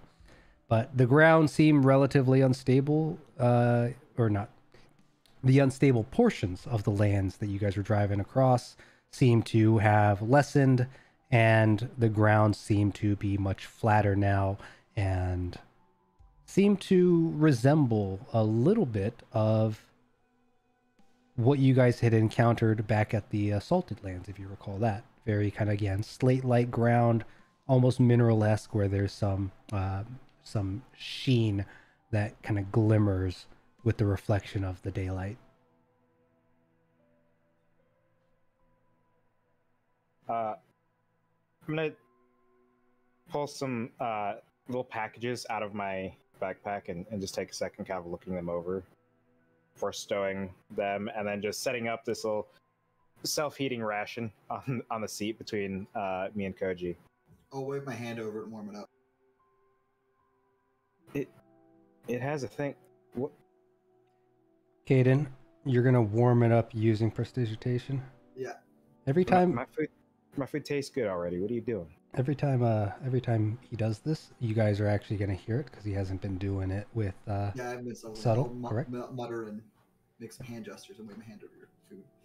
But Maxine, as Cadin mumbles something that sounds a bit off to your ears, and he waves his hands kind of forward over and near your ration. Your pack of ration, which begins to heat up, and I think it inflates a little bit when it does this, will actually begin to kind of balloon a little faster than normal. I was trying to help, but we'll see how that goes. I'd open it. I'm gonna open a window. I'm gonna grab a knife. I'm gonna poke a hole in it and just try to hold it near the window to vent out anything that might be bad to breathe in. Sure. Yeah. You make a little puncture in the container, the package, as it continues to heat and balloon, as it seems to be heating exponentially faster than you recall these doing. And fortunately, with the quick thinking, the excess pressure easily vents out and makes its way in the direction of the window, and fortunately it slowly deflates and retains its original form. When you go to open it, and you kind of notice before he turned it on, but okay. Say again? I was hoping to do that before he turned it on because I think I know what happened, but it's fine. Turn what on? The actual heating element of his own thing. Oh, you were trying to do that. Okay, yeah, I don't think any of us caught that, but yeah, we'll move on. But yeah, double heating is what ended up happening based on what I understood. Not what I was trying to do, but Well, yeah. But Maxine, quick thinking, it's back to normal. Just it's hotter than you've ever had one of these before. It's actually steaming a bit. You know, I'm gonna let that sit for a minute. What does it smell like, though? It smells like cheap pepperoni pizza. Mm. It fills the car. Well, not bad. It's Pepperoni pizza though. Daario does a little bit of a smell. Oh, smells pretty good back there. one of the worst things to burn your tongue on because you want to enjoy the whole slice. I'll just break out a ration bar. Again, I'll whisper over it, wave my hand, and then start eating it. Now it tastes like pizza. It tastes like what I smell. All right. So, I'm eating a steak ration bar. a steak granola bar. Yum. Daario, I was curious about something. First of all, opinion on pizza. You like it, or are you some sort of heathen? I do like a piece of za once in a while. All right. Now the less important questions. Where you're last time we were in a scrap with that people with the cave, you were running around with that little gun, and then you had the whole thing with your drone. Where'd you learn all that? Back home. Yeah, I took a liking to some of the quads that were up at home. I felt like this little drone would do me some good, and it served me pretty well up until this point. So lots of practice. Is that just like a, I don't know, like a college program you enrolled in, or? Not necessarily, no. I had to do this for more personal reasons that I'll say that it's mostly got me out of trouble for the most part, and it's the knowledge that I've had to gain is more out of necessity rather than out of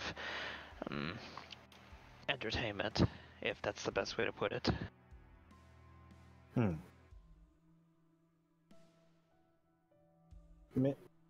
Might have to see about doubling back on that trouble, but I was also curious, does the name mean anything?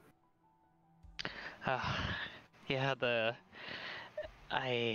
when I named my my drone, I wanted to inspire a bit of a shadow, something that would protect me. And so the Grey Ghost is something that follows, and I find it as a protection rather than something to fear. And so I gave it a name that I felt suited it. So that's where the name comes from. Oh, that's interesting. Most of what I've got is, not exactly standard issue. Not for, the overarching organization, but for those in my specialty, it's standard kit. But the exception to that is my pistol. That's we'll call it an heirloom, but felt right to give it a proper name. So I named it after my brother, who I got it from. It's called Guardian Prime. That was not his name. It was his call sign. His name was Jeff. His name is Damien.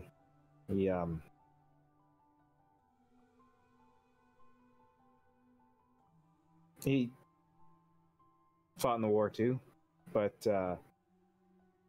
he was better with the whole understanding people and all of that. He actually was the one to get through the whole junior officer program and actually made something of himself. Well, he must be pretty proud to know that you think so highly of him.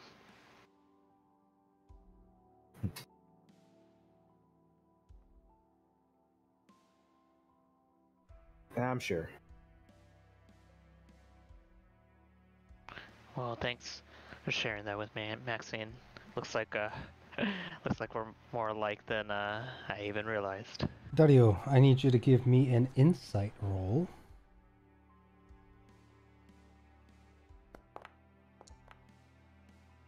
$11. 11. Yeah. Your experience with what Maxine is kind of sharing with you is really kind of surface level. So, nothing special there.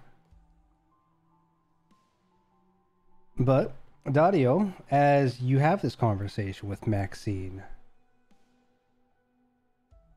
you spot something up ahead.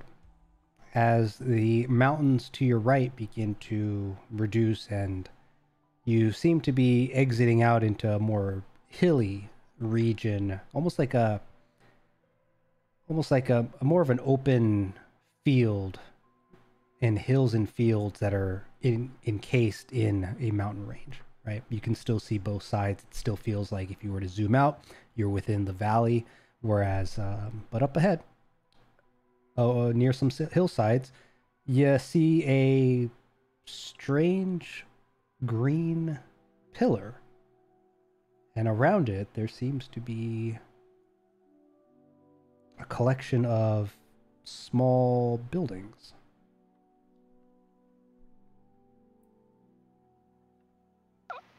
Daario starts to slow down a little bit, still kind of keeping the, obviously the car moving. Kind of looks at, or at least kind of taps Sam to his right. Hey, Sam. You seeing this? You're tapping me on my right shoulder? How long are your arms? Coming around from behind the headrest and doing a little tickle. Yeah, I see that. Should we make a stop? Yeah, might be good to maybe scout this a little bit. Maybe park a bit away and have Maxine take a look using her scope. Yeah, kind of yells behind his right shoulder. Hey, Maxine, looks like we got something far ahead. I start to pull off to the right, kind of slows down. I think we might need to check this out from a bit of a distance before we move forward. Do you think you can get a good look out? Yeah, we'll see what we can see. Pulls the car over and stops it. Turns off the ignition. Well, I'm gonna probably lean over the back seat, grab my rifle, because it's probably not laying across my lap or anything, you know, not... I mean, I'm probably pretty into my rifle, but not quite that much. Yeah, probably safe to say. And I want to, keeping everything in the vehicle, I want to try to get a view on what's ahead through the scope, just looking through the windshield. Okay. But I want to be waving a gun around out in the open and end up being the one who gets sniped for once. Sure. All right. Looking forward.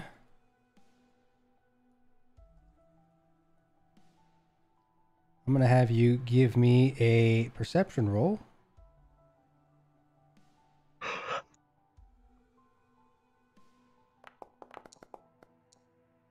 It's a 19. With a 19 up ahead, looking through the scope, you spot a series of... Not a series.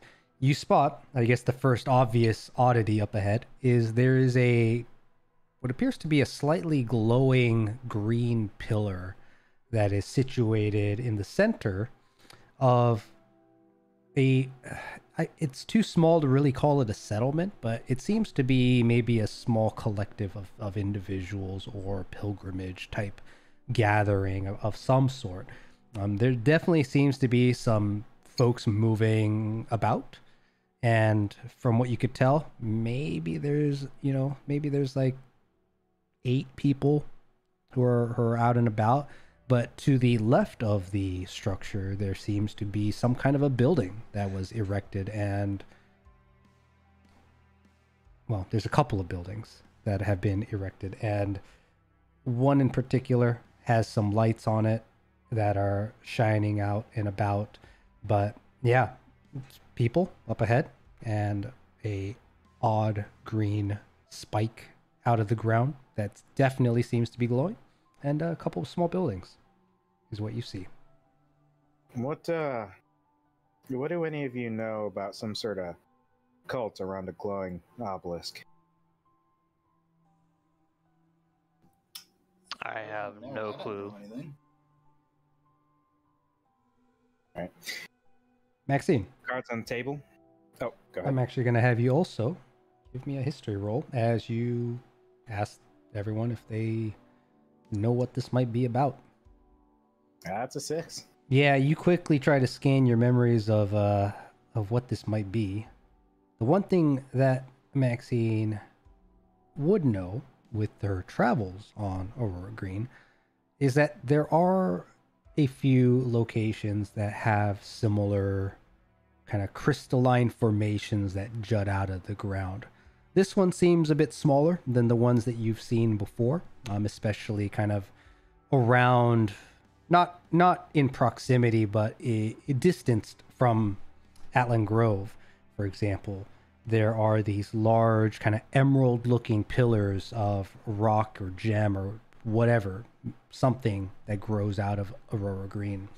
The aurora borealis seems to generally be stronger around these formations, but the structure you see up ahead kind of resembles it, but it doesn't seem to be nearly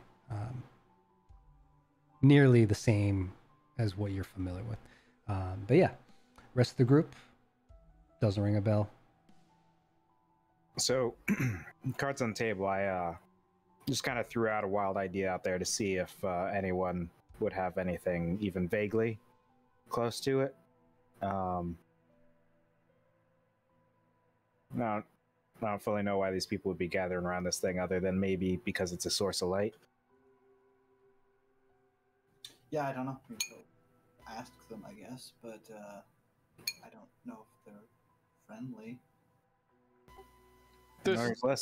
This definitely isn't the place that we're going, though, is it? No, this is not Fontaine. Oh, This is all that was left of Fontaine. That would be problematic. I don't think this is Fontaine.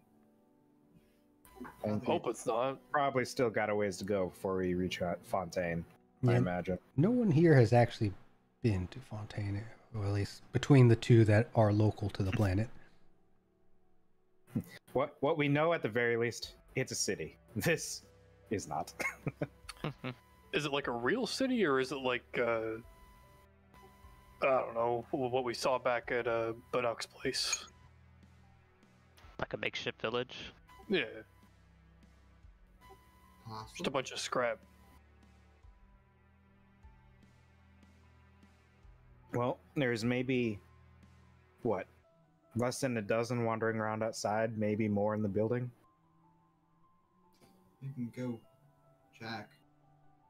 I mean, we got some amount of armor here. If they start firing on us, we can just blow through the place. Unless their shack transforms into a car, we're probably going to get away.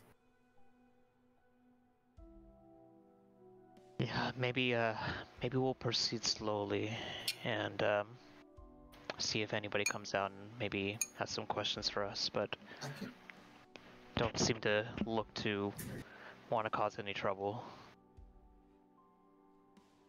I'll put my rifle back in the back then. I'll put myself back. No, that doesn't work. Nothing. All right. Daario starts the car back on and begins to proceed slowly towards the village ahead. Okay. 100 As- points to the old lady. I'm kidding. Wait, what? Never heard that joke. Okay, never mind. I've heard the joke, but usually okay. That's like trying to run straight into the camp. You're gonna run through it. But yeah, approaching this group, they don't seem to spur in any sort of commotion. Kind of as you get closer and closer, there's a few folks, Daario, that you'll see who kind of walks in between where the pillar is and where you guys are approaching, and they seem to be kind of keeping an eye on this vehicle that is approaching them. But else, everything seems green at the moment. Super green. Oh, the whole planet is pretty green, but yeah. Well, you get closer and closer, and before you know it, there's maybe 4 or 5 people who are standing, looking onward, talking to one another in the direction of where you guys park nearby. But next to where the vehicle is, there is what seems to be kind of like an outdoor storage area that is kind of blocked off with some makeshift kind of fencing.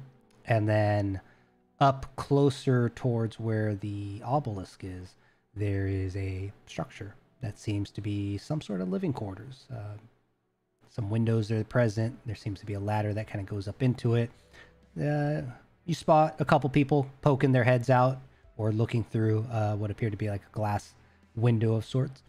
And Yeah, they're all currently just standing there watching the vehicle. And at the moment, you don't seem to spot any hostility. Or at least those who are looking outwards will not spot any forms of aggressive movements. I'm gonna cautiously eat my pepperoni pizza slice.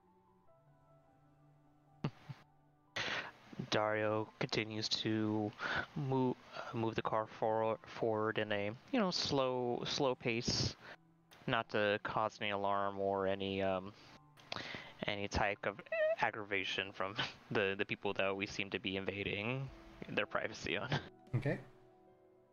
So is the goal here, I don't recall if you guys said it earlier, but is it to drive by? Kind of talking with the group. I'm fine with passing on through. I don't really see us needing to stop here. Anybody disagree? Might be worth seeing if they'd have any fuel to spare. How are we doing on fuel, actually? I look at the gauge and see the gas level. It says E. What does E mean? You're actually not far off. There is a dial that where it was once about in the 2/3 full mark towards the F. This one is now about a fifth in the fifth left until empty. Yeah, maybe we could make a little stop here, see if they'll be open to us finding some gas, or if they have any to spare.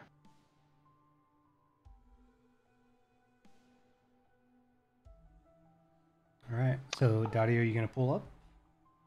Yeah. So I'll go ahead and pull up. I'll pull to the right and stop the car, park it, and just kind of look around to everyone in the seats and say, I guess we'll be very generous and very respectful while we're here, and things go sour, let's head back to the car and try to get out as quickly as we can.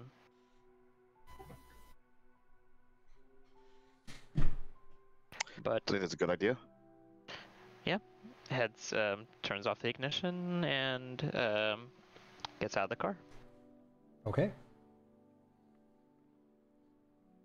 As you guys get out, the people are still kind of standing on the more elevated areas and looking down towards you.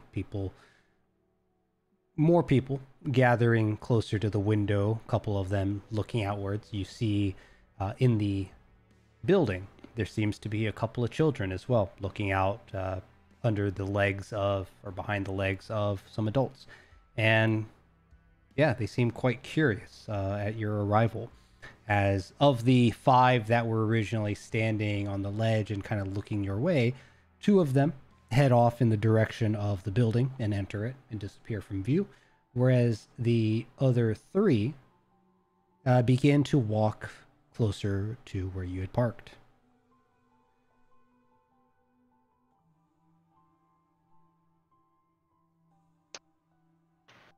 Maxine, Cadin, you think you can ask these folks if they can help us? I can certainly ask. Maybe have a little bit of rapport, since a few of us are still kind of new to the area, or new to the planet. I'll start walking towards them. Yeah, I'll keep by his side. Keeping my pistol on me, but otherwise unarmed, just tucked in the trousers. All right. So, who is approaching the 3 that are approaching you? I would be, yeah. And Maxine. Okay. Anybody else? Everyone else is at the vehicle? Yeah, Koji will hang back. I'll stay back. Yeah, Sam's gonna take a short rest. Because he drove all night. That's fine. That makes sense. Yep. Okay. As you approach the people, they are dressed in a variety of clothes. There are 2 males and 1 female. The one leading the 3 is male, who seems to be wearing a kind of beige, not really like, not a bathrobe. It's more, what do I want to call it? Like an overcoat. Yeah. Like a beige overcoat. And the gentleman to his right, which for you guys would be on the left, he seems to have a bit more of a hardy expression. This gentleman seems to be wearing a bit more tactical equipment. Nothing like what you saw Banuk's crew with, but he does seem to have like a shoulder harness. There seems to be a pistol that is in clear view now that he's getting closer. And Maxine, Cadin, what was your perception mod? I can actually check it pretty easily too, but Cadin? Sorry, my perception modifier? Yeah. So just the base one? Yeah. It's a +1. Okay. Yeah, so Maxine, you in particular, as you approach the 3, will notice that the more tactically geared individual has a sling as well. And there seems to be some kind of a weapon which you catch the muzzle and the stock of on his back. The female, who is dressed a bit more casually, has what appears to be a kind of a summer dress, but is wearing a jacket which doesn't match. A bit more like a leather jacket and a summer dress underneath it. Bit of an odd combination, but these are the 3 that approach. And as they do, and as you do, they stop in a position that is well within view of the building rather than approaching you closer to the vehicle where you guys have parked. So they are currently standing maybe about another 30, 45 feet away, depending. Actually, I guess how far, Daario, did you park next to the building or just close to the camp? Close to the camp. Yeah. So we'll say that you guys are maybe like 20, 30 feet away still. But they stop a little ways away.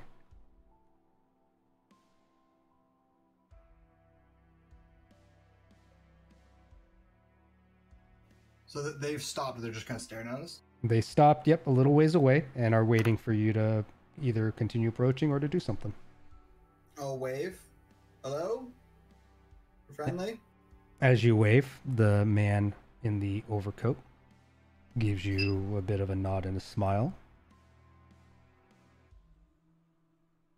You willing to talk?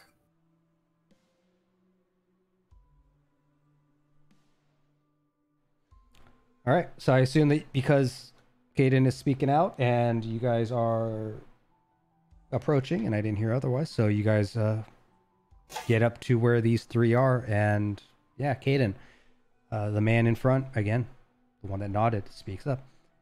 Why, hello, travelers. Yes, we will talk.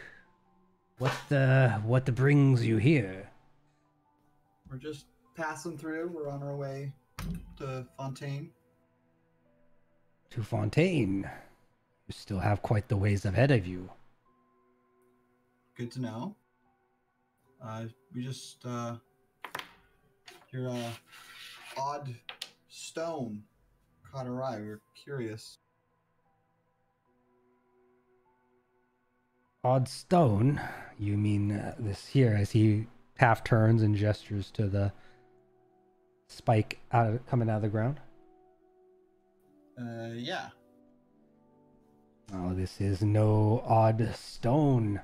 This is a spike from Aurora Green itself. It provides us with protection. If you've been on this planet any length of time, you should see them, as they are quite spread out, but quite noticeable. What does it offer you protection from? Have you not found it strange that there are no creatures near here?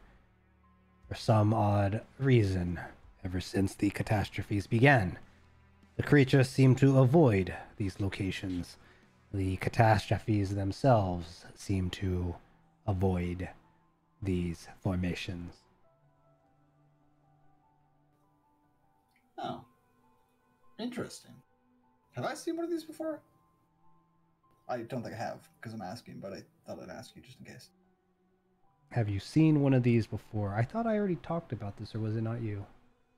That was to me. Yeah, it was to Maxine because I already addressed this. Yeah, Cadin, you have not seen one of these. Okay. Yeah. Okay. Odd that I haven't seen one of these before, but okay. So this is like the big ones. The big ones. Well, if you're going towards Fontaine, then yes, similar. The larger formations will have been here for many years, but these smaller ones had begun to sprout. It's almost as if the planet is either trying to provide for us or trying to regrow. And, well, of these smaller locations, we periodically have seen others as we traveled. This one was unoccupied, and myself and the others have decided to stay here for some time. I believe it has been, as he looks over to the other gentleman, it has been how long? 4 months? 3 months? Yes, about 4 months, cycles, depending on where you're from. So you don't need any help or anything? You guys are good? No, we are quite good. If you would like to trade, we could use some food. We are beginning to run low and have been discussing if we should venture out to hunt or if we shall try to venture back towards Fontaine to grab supplies. I don't know if we have food to spare, but it's a possibility.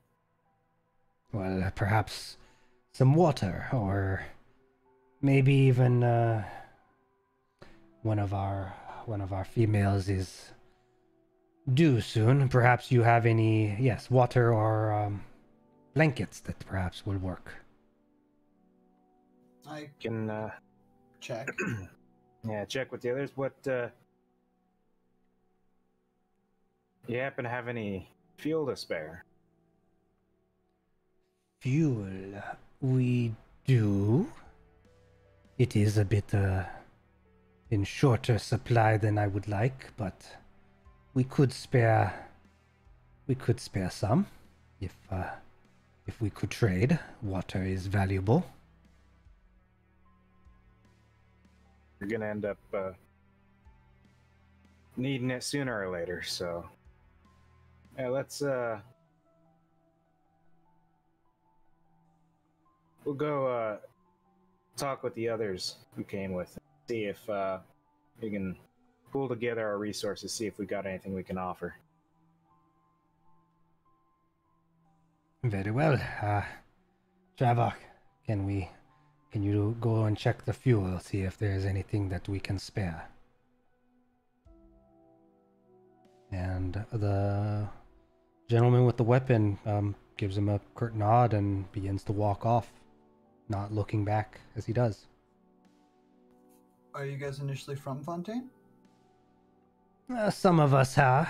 Myself, I have been traveling for quite some time. I am once upon a time a pilgrim, and I had come across several who needed aid, and well, it is a small community, but we have done well here and survived together. Trevor, the one who just walked off, is now my brother-in-law, as my sister here, as he gestures over to the female that is next to him, has wed him. What has it been now? I believe about half a year. So yes, we are doing quite well. It has been ever since the Catastrophes. Once we had found this formation here and begun to settle, things have been peaceful for once. What of you? Where have you hailed from? Where have you been? Have you seen any others, perhaps? Here and there, kind of everywhere. I've been most places on Aurora Green. But we're just coming from some other groups of survivors. There's others out there. Not all of them have a crystal formation, though.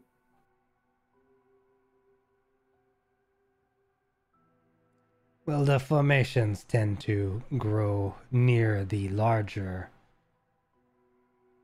ones. Perhaps it is because we are near Fontaine that these are more common. I had once traveled from farther, and I will say that these primarily seem to be located in the western and northern regions. Out of curiosity, have you been near Edrison, or are there any there? His expression goes a bit grim. Yes, I am familiar with Edrison. I was there many years ago. That was a different time in my life. Edrison, from what I have heard and from what I had left, is a very different place now than what I had seen long ago. Why do you ask of Edrison? That's where a lot of the storms initially showed up. I'm wondering what makes Fontaine special. It's close to Edrison, but Edrison's closer. Wait, say that again? So, Edrison's closer to the start of everything, but Fontaine's close to Edrison. So I'm wondering if Edrison has a similar formations to Fontaine. I'm trying to figure out a commonality. Commonality between Edrison and Fontaine? Well, I'm wondering if the reason Edrison has them or Fontaine has them is because it's near Edrison, and so I'm wondering if Edrison has any. Basically, any of these crystal formations. Green things, yeah. Okay, so I need to kind of take a step back because. Yeah, sorry. Yeah. I worded that badly. So what's your question to this guy? I forgot what I said. What he said to me, I forget. He asked you, why do you ask about? Yeah. Oh, I'm trying to figure these crystal formations out. I'm just surprised I haven't seen any before. Well, it wouldn't be very surprising. Again, I had mostly only seen them in the northern regions, and more so they seem to be growing more to the west, again, around Fontaine. Edrison is quite far from here. It is, well, on foot it would be probably a good month or two of travel. If you have your vehicle with enough fuel, you might be able to get there within a week or two from here. From Fontaine, maybe a little less time. It is a bit more direct without the mountains, as he gestures more kind of southeastward. But when I was at Fontaine, there were no crystals there. Edrison. There were no crystals there. Edrison is Edrison, yes. Now that you mention it, I do not recall if I had seen any at all around Edrison for years. If you had been on Aurora Green, surely you have seen one before, though. Surprisingly not. This is the first I've seen. That's why I was so surprised. I'm not really around Fontaine, though. He kind of mulls it over a little bit, but, well, kind of scratching the side of his face. I suppose these smaller spikes have not appeared until catastrophes began to hit. And if you've not been to Fontaine or... Hold up. If you have not been to Fontaine or the other cities far to the north, then perhaps you have not seen one. It may make sense. If I think about it, I believe Sandy, wasn't Trevor the one who said that he was from Edrison? She gives him a quick nod to confirm. Yes, I think Trevor was also in a similar situation where he had not seen these formations until he came to Fontaine as well. But as you guys are talking about these formations, the other dude returns, and he has like one of those hand trucks, the vertical kinds, and with it, he has a barrel that he's loaded onto the truck and is bringing it towards you all. I guess we should go check on our end. Let's go see if we have any stuff to spare, Maxine. Yeah. All right. You guys will regroup with the others as the three kind of wait on the hillside with this barrel that the rest of you, observing from a distance, would have easily seen brought. Well, the dude left and then he brought it back, right? You would have all been able to see that pretty easily. Yeah, you regroup. All right. So these people want food, water, blankets. Does anyone have any spare blankets? There was the one that I brought when I had brought the ammunitions that I found. And when you stole it from You the stole camp. in the car. Sorry. What was that? What was that sound? It was the wind. Thunder, maybe? Yeah, it must be somewhere somewhere packed in the back that we brought. They're looking for water or blankets. Wait. We got a blanket to spare. Any water, guys? I have a couple more of these cubes. Could make some more water. Do we think? None of you, by the way, know what the fuck cubes are that he's talking about. And yeah, I was just trying to think about how to respond to that. And Daario, as you talk about the blanket and talk about throwing it in the back, you guys kind of, some of you group around the vehicle, and Daario, you'll go in the trunk and look through. Well, I guess there wasn't really much you guys packed up, but there is in the back a pile of gear and weapons from the party, but also the kind of satchel made out of the blankets. I think there's 2 blankets that you had pulled out, but yes, Daario, you will recover the blankets that you found from the Banuk's supplies. I'll hand it to Cadin. Now, what's this about cubes? Well, in back when we were hanging out with Banuk and then the gang, I promised them to get them water, if you all recall, and I made good on that. But kind of the orders I put in, they actually gave me a couple extra, so I could create more water for these guys if they need it. We can create another 10, maybe 20 gallons. Would that be enough? Yeah, we can see how much they need.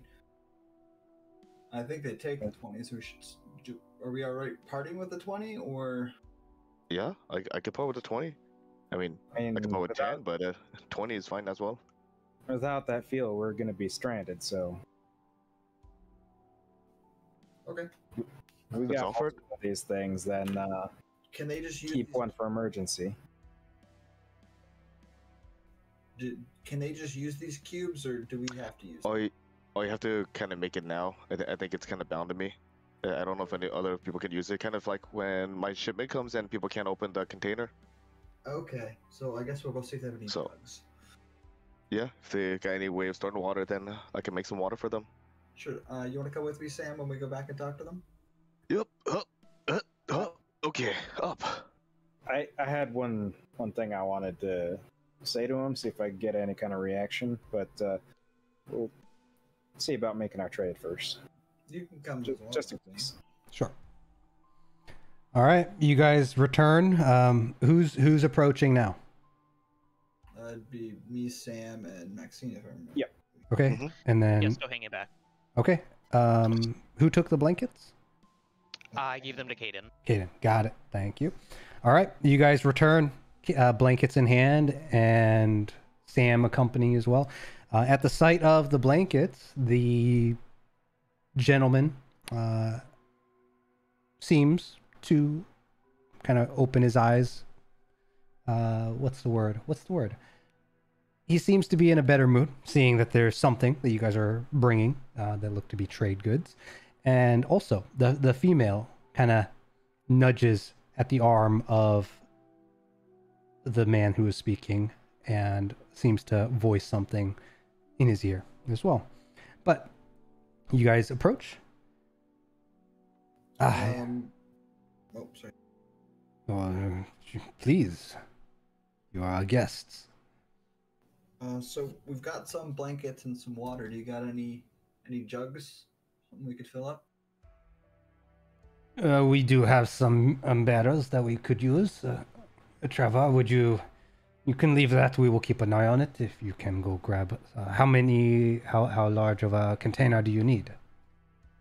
We can probably fill about 20 gallons. 20 gallons? You have this much water with you. Yes, we could make that much for you. He cocks his brow, but okay. Trevor, maybe 2 barrels will suffice. As Trevor goes with his hand cart or hand. Were they called hand carts? Hand trucks? Hand truck? They were, right? Yeah. Rickshaws? Shut up. Down by the. Do a little hanky-panky. But yeah, he leaves and takes him a little while, but he'll make it back in due time.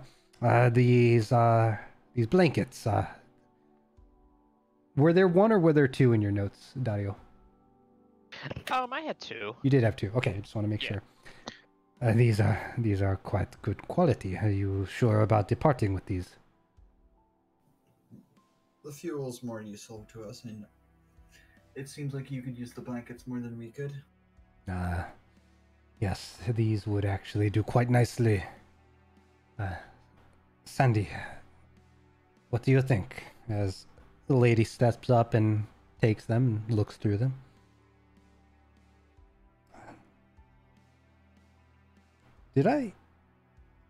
I did say sister, right?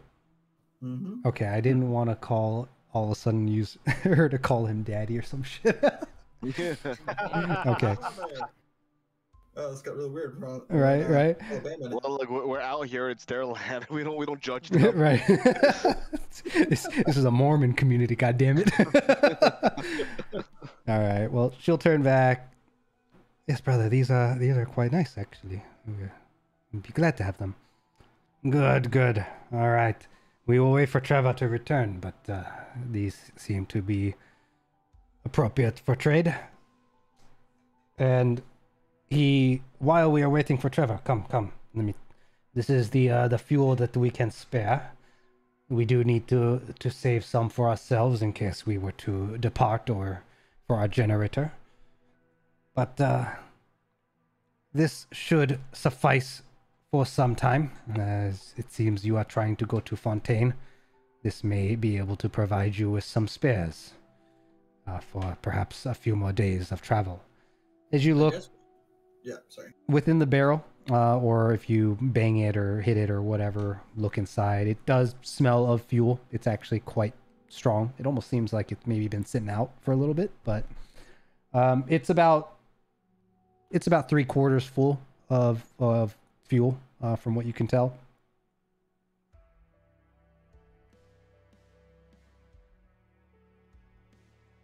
That looks good to me. Anyone know fuel? It looks like fuel to me. Is the container open? Like whatever they carry it in?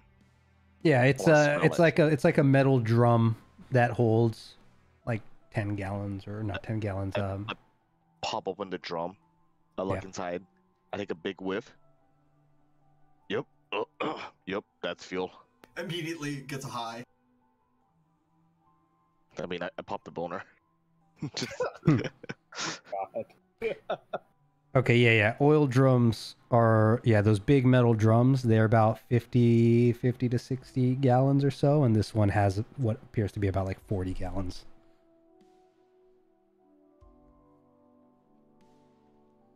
Yeah, but you get a nice strong. Appreciated. We'll hold us back in. We'll fill up our vehicle. We'll just wait for Trevor to get back with his barrels, I guess. Yep.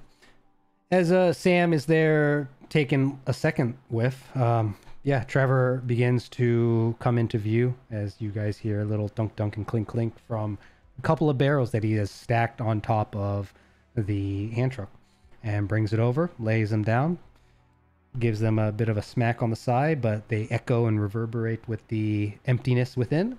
And these should do, right? Yes, these should do nicely. As the man looks over to you, 3. I walk up to the barrels, open each one. I put an H2O cube in one, and then I take out my flask that has water in it, specifically the water flask. Yep. I pour it over a little bit, and when the drops of water hit the cube, you start to notice that from the bottom, water just floods up in the barrel, filling up the barrel. And I do the same for the second barrel. And you guys say my stuff's hard to believe. Well, this is just science. Still seems weird to me.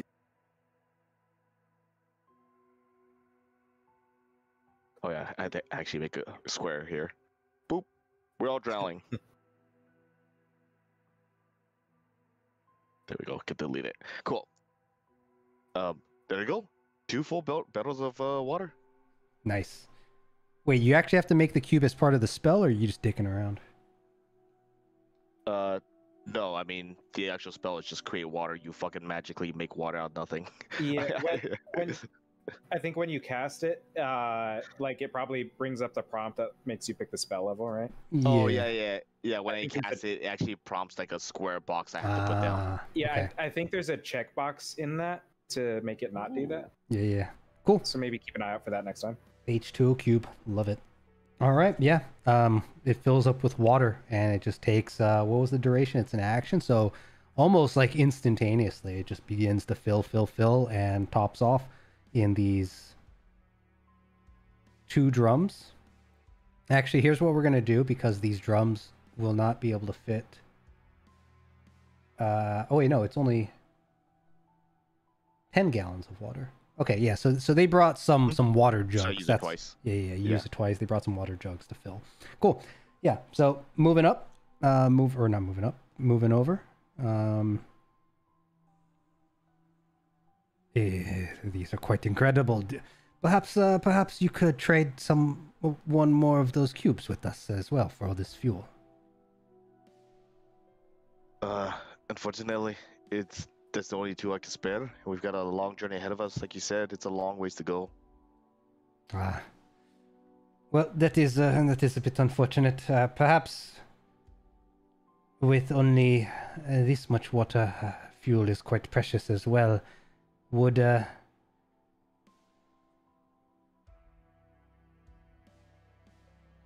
what did I say? I said 40.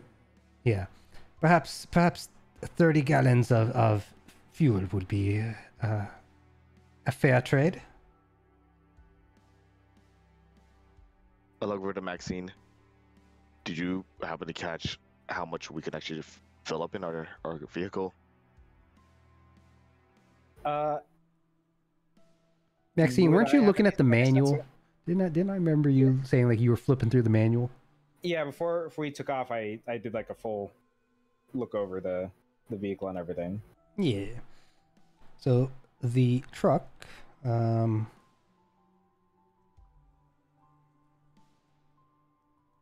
me just do a quick look for another vehicle. Okay. Vehicle holds 30 gallons is what I'm going to go with. No.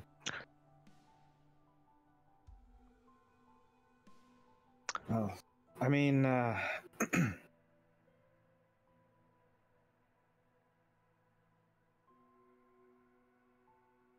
think if all things fair here, if you're gonna drop it down after having already come to an agreement, maybe there's something else you can throw on top to make up for it. I mean, after all, if we can't get where we're going, we can't make our way back through with more resources to help you guys out down the line.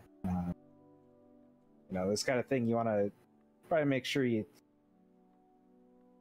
build and maintain a solid relationship. After all, I mean, unfortunate as it is, who else can you count on in Aurora Green these days?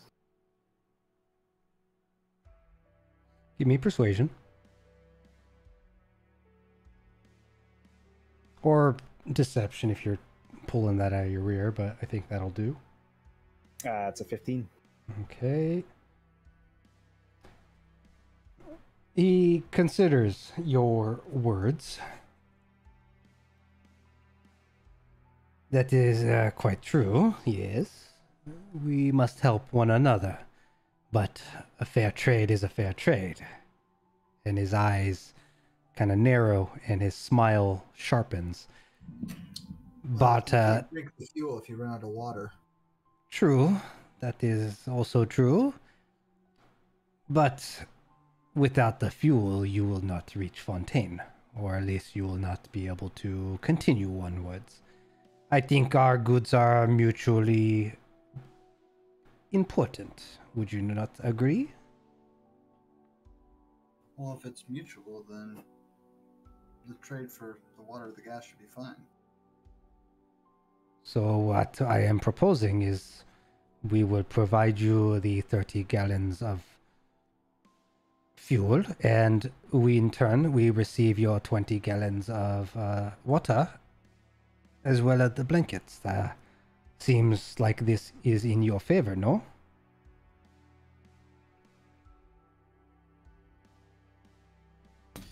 Yeah. I think it should be fine. Unless... We're a team. If everyone feels like this is a fair enough trade. I mean, the others didn't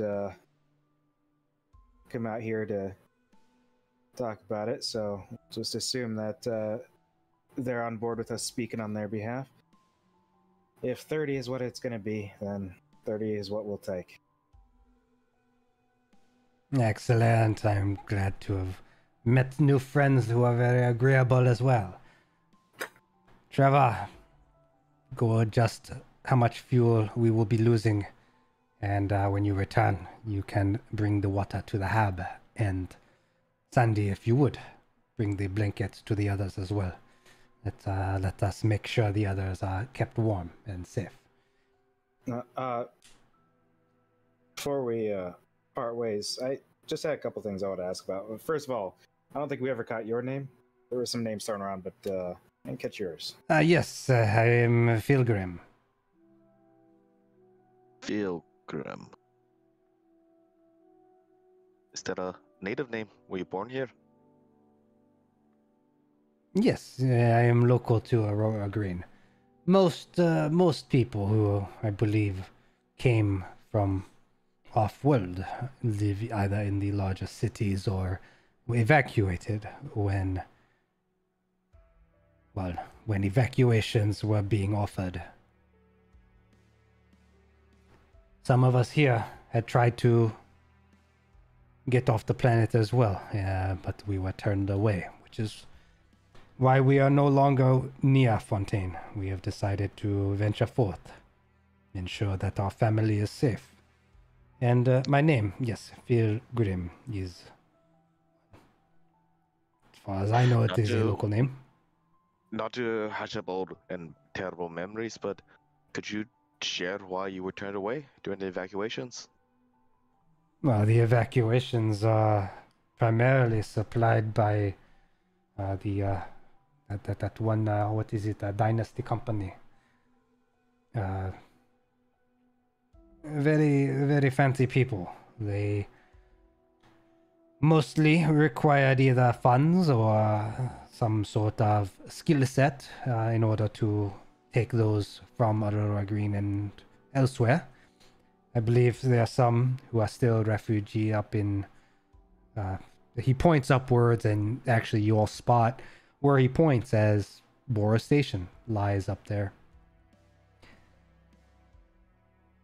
Trevor had mentioned that his wife and his older children were able to get off a few years ago, but he has been stranded here and has decided to start a new life.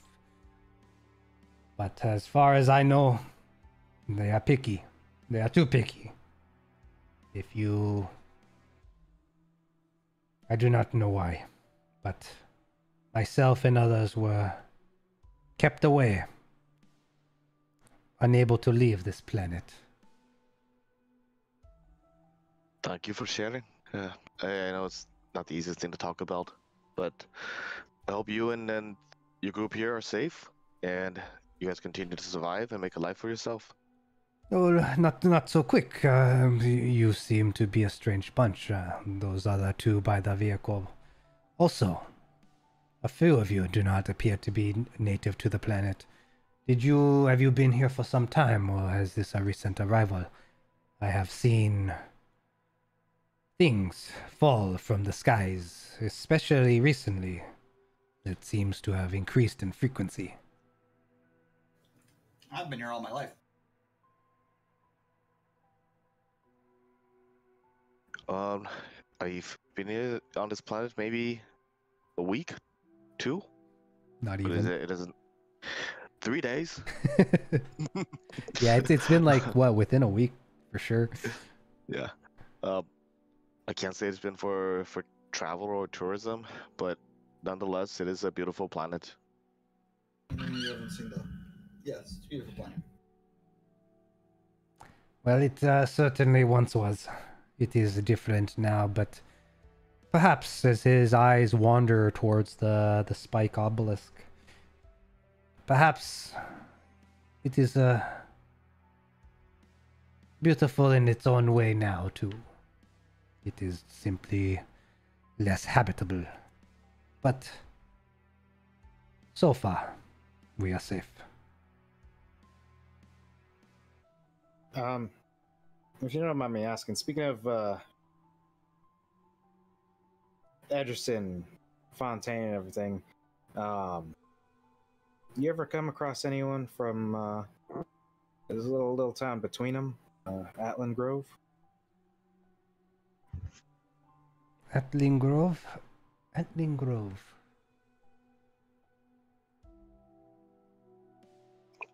Is that located in the to the north a little bit? There's I know there is a city or a place of residence. I believe those in Fontaine had referred to it as the Circle of Green. There is a formation creating a large circular structure of green minerals, much like what you see at Fontaine, but perhaps that is what you mean. I believe Grove is very similar to that formation, no? Yeah, that could be the place. So I was curious to see if, being from that area, if you ever ran across anyone from there. Perhaps, but in my experience, most that hail from Aurora, not from Aurora, most that hail from that area tend to be very quiet about it. My understanding is that there was a struggle that focused there many years ago. Trevor had known somebody who had fought, and unfortunately they are not with us anymore. But Trevor had mentioned that he would hear stories of a group of, what was it? There was dark armored men and machines who seemed to have been searching for something on the eastern edge of the borders of the Green Circle. He said something about searching for something within the ground, digging. Frankly, it is all through others that I have heard these stories, but those that I have come across from Atlin Grove tend to keep quiet. They seem to be a very, what is the word? Isolated people. Right. Armored machine sounds like dangerous business, probably. Probably don't want to draw any of that heat down on themselves by talking about it, right? It is curious, because when I was in my pilgrimage, I had traveled from the northeast and I saw from a distance the green circle, and the eastern side seemed to have been destroyed. It was a curious sight, but it is quite large, so who knows? Perhaps a catastrophe has hit, and the place is no more.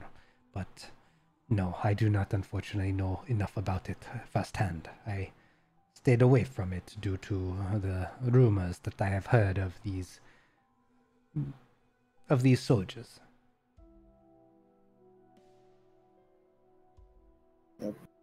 Appreciate your input. Been good dealing with you and talking. Maybe in the future we can do it again. Perhaps our paths will cross again. But with that, it looks like Trevor has returned with the barrel. You have a way to take this, or shall I have Trevor help you? Maybe we call Koji. He could probably lift it.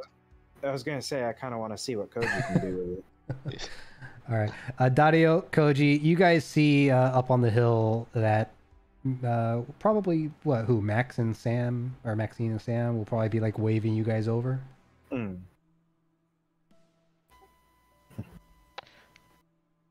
Do you want to stay or do you want to go? I think I guess the car will be safe here. Yeah, I don't mind meeting up with them. All right. Koji will start walking over then. And same thing as Daario. All right, you guys take a minute to get there, but you're there. Everyone's together. What's up? Hello. Koji, they're giving us this oil here, but there's like 30 gallons in there. Could you lift that? He'll kind of walk over and try to lift it up. I'm gonna have you give me athletics, right? Yeah, let's go with athletics. It's probably like 250, 300 pounds.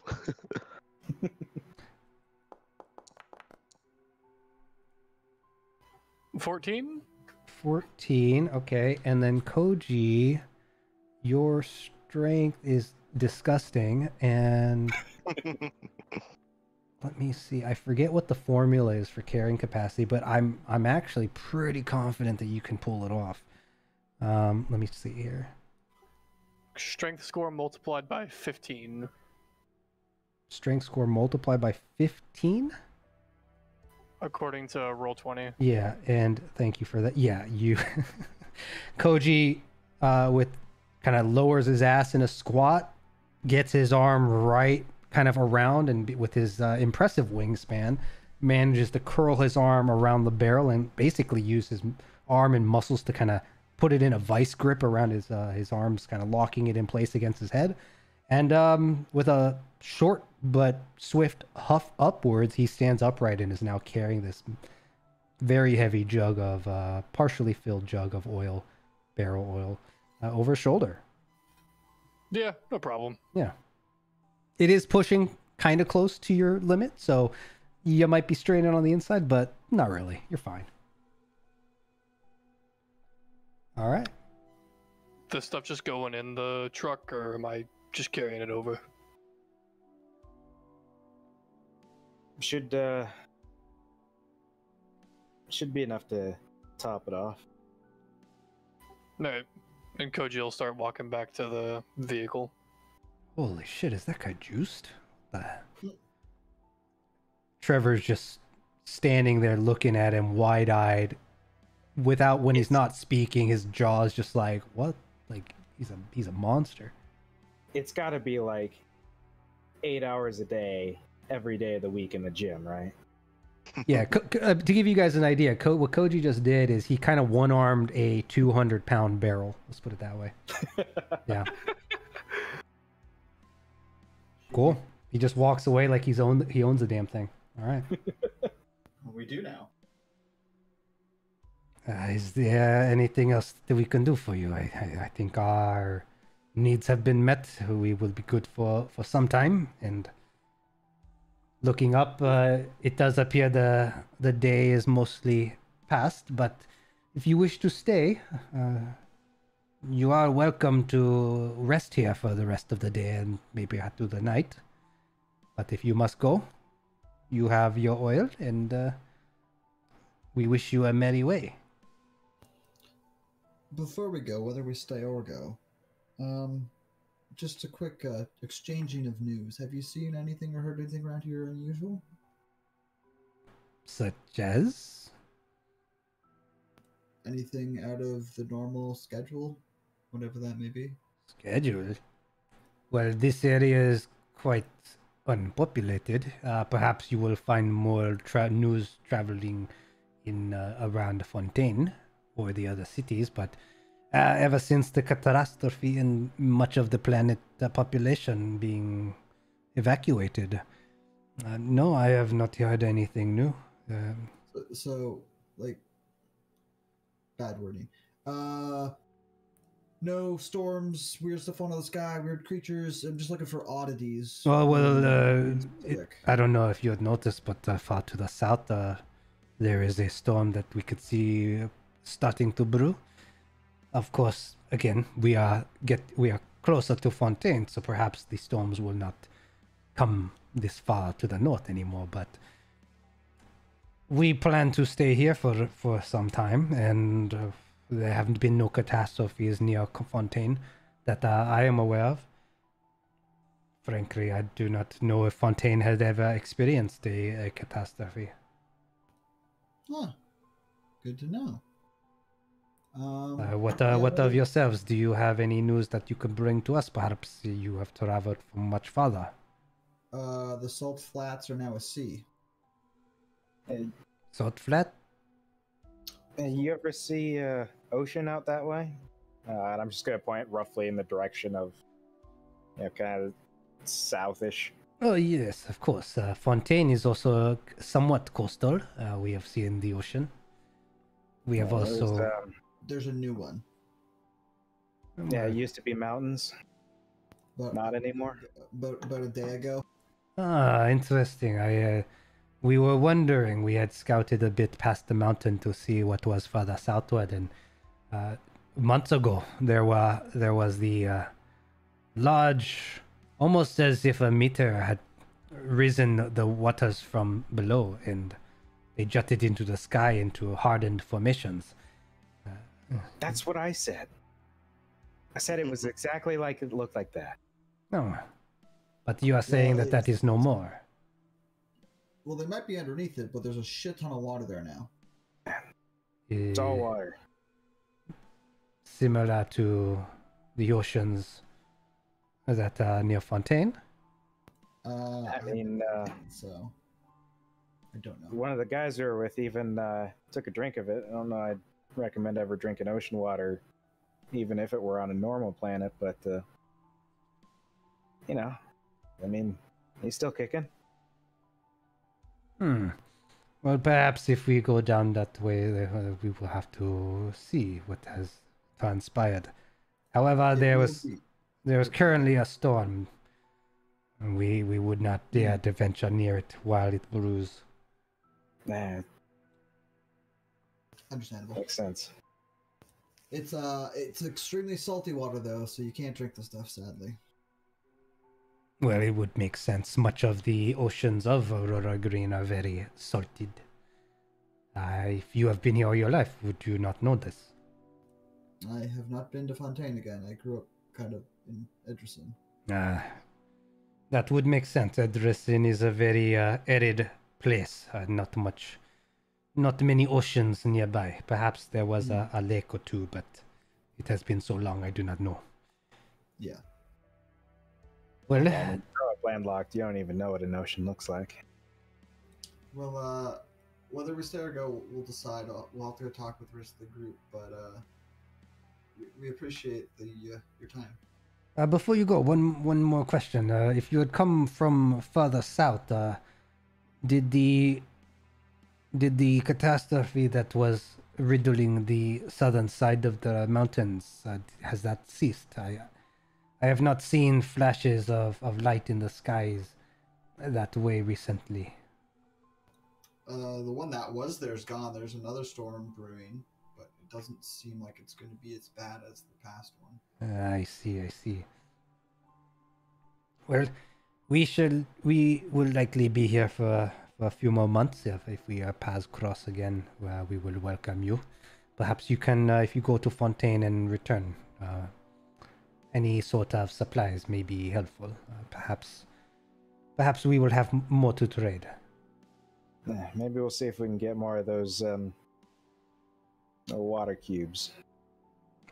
Yes, if there's any way to... very portable. It's quite nice, actually.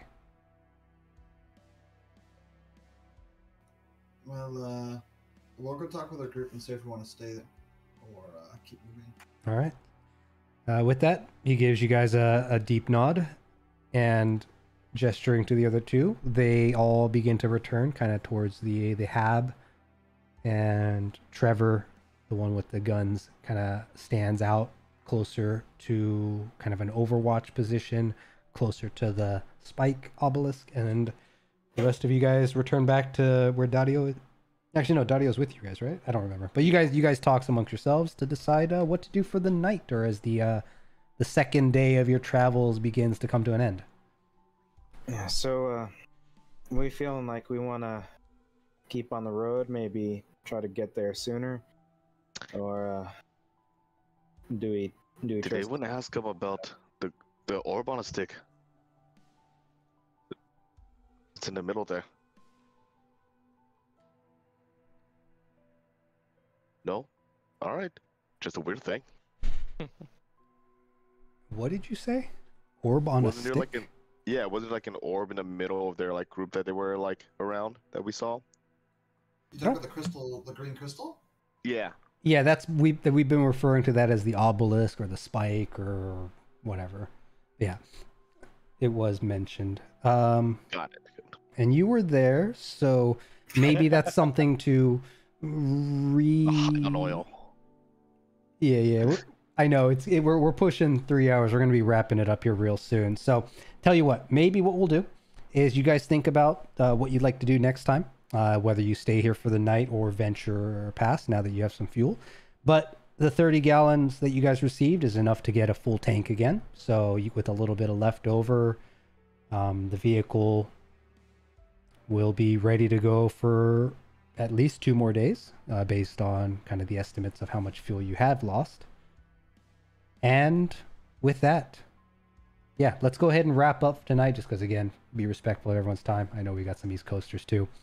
So thank you, everyone, for sticking around.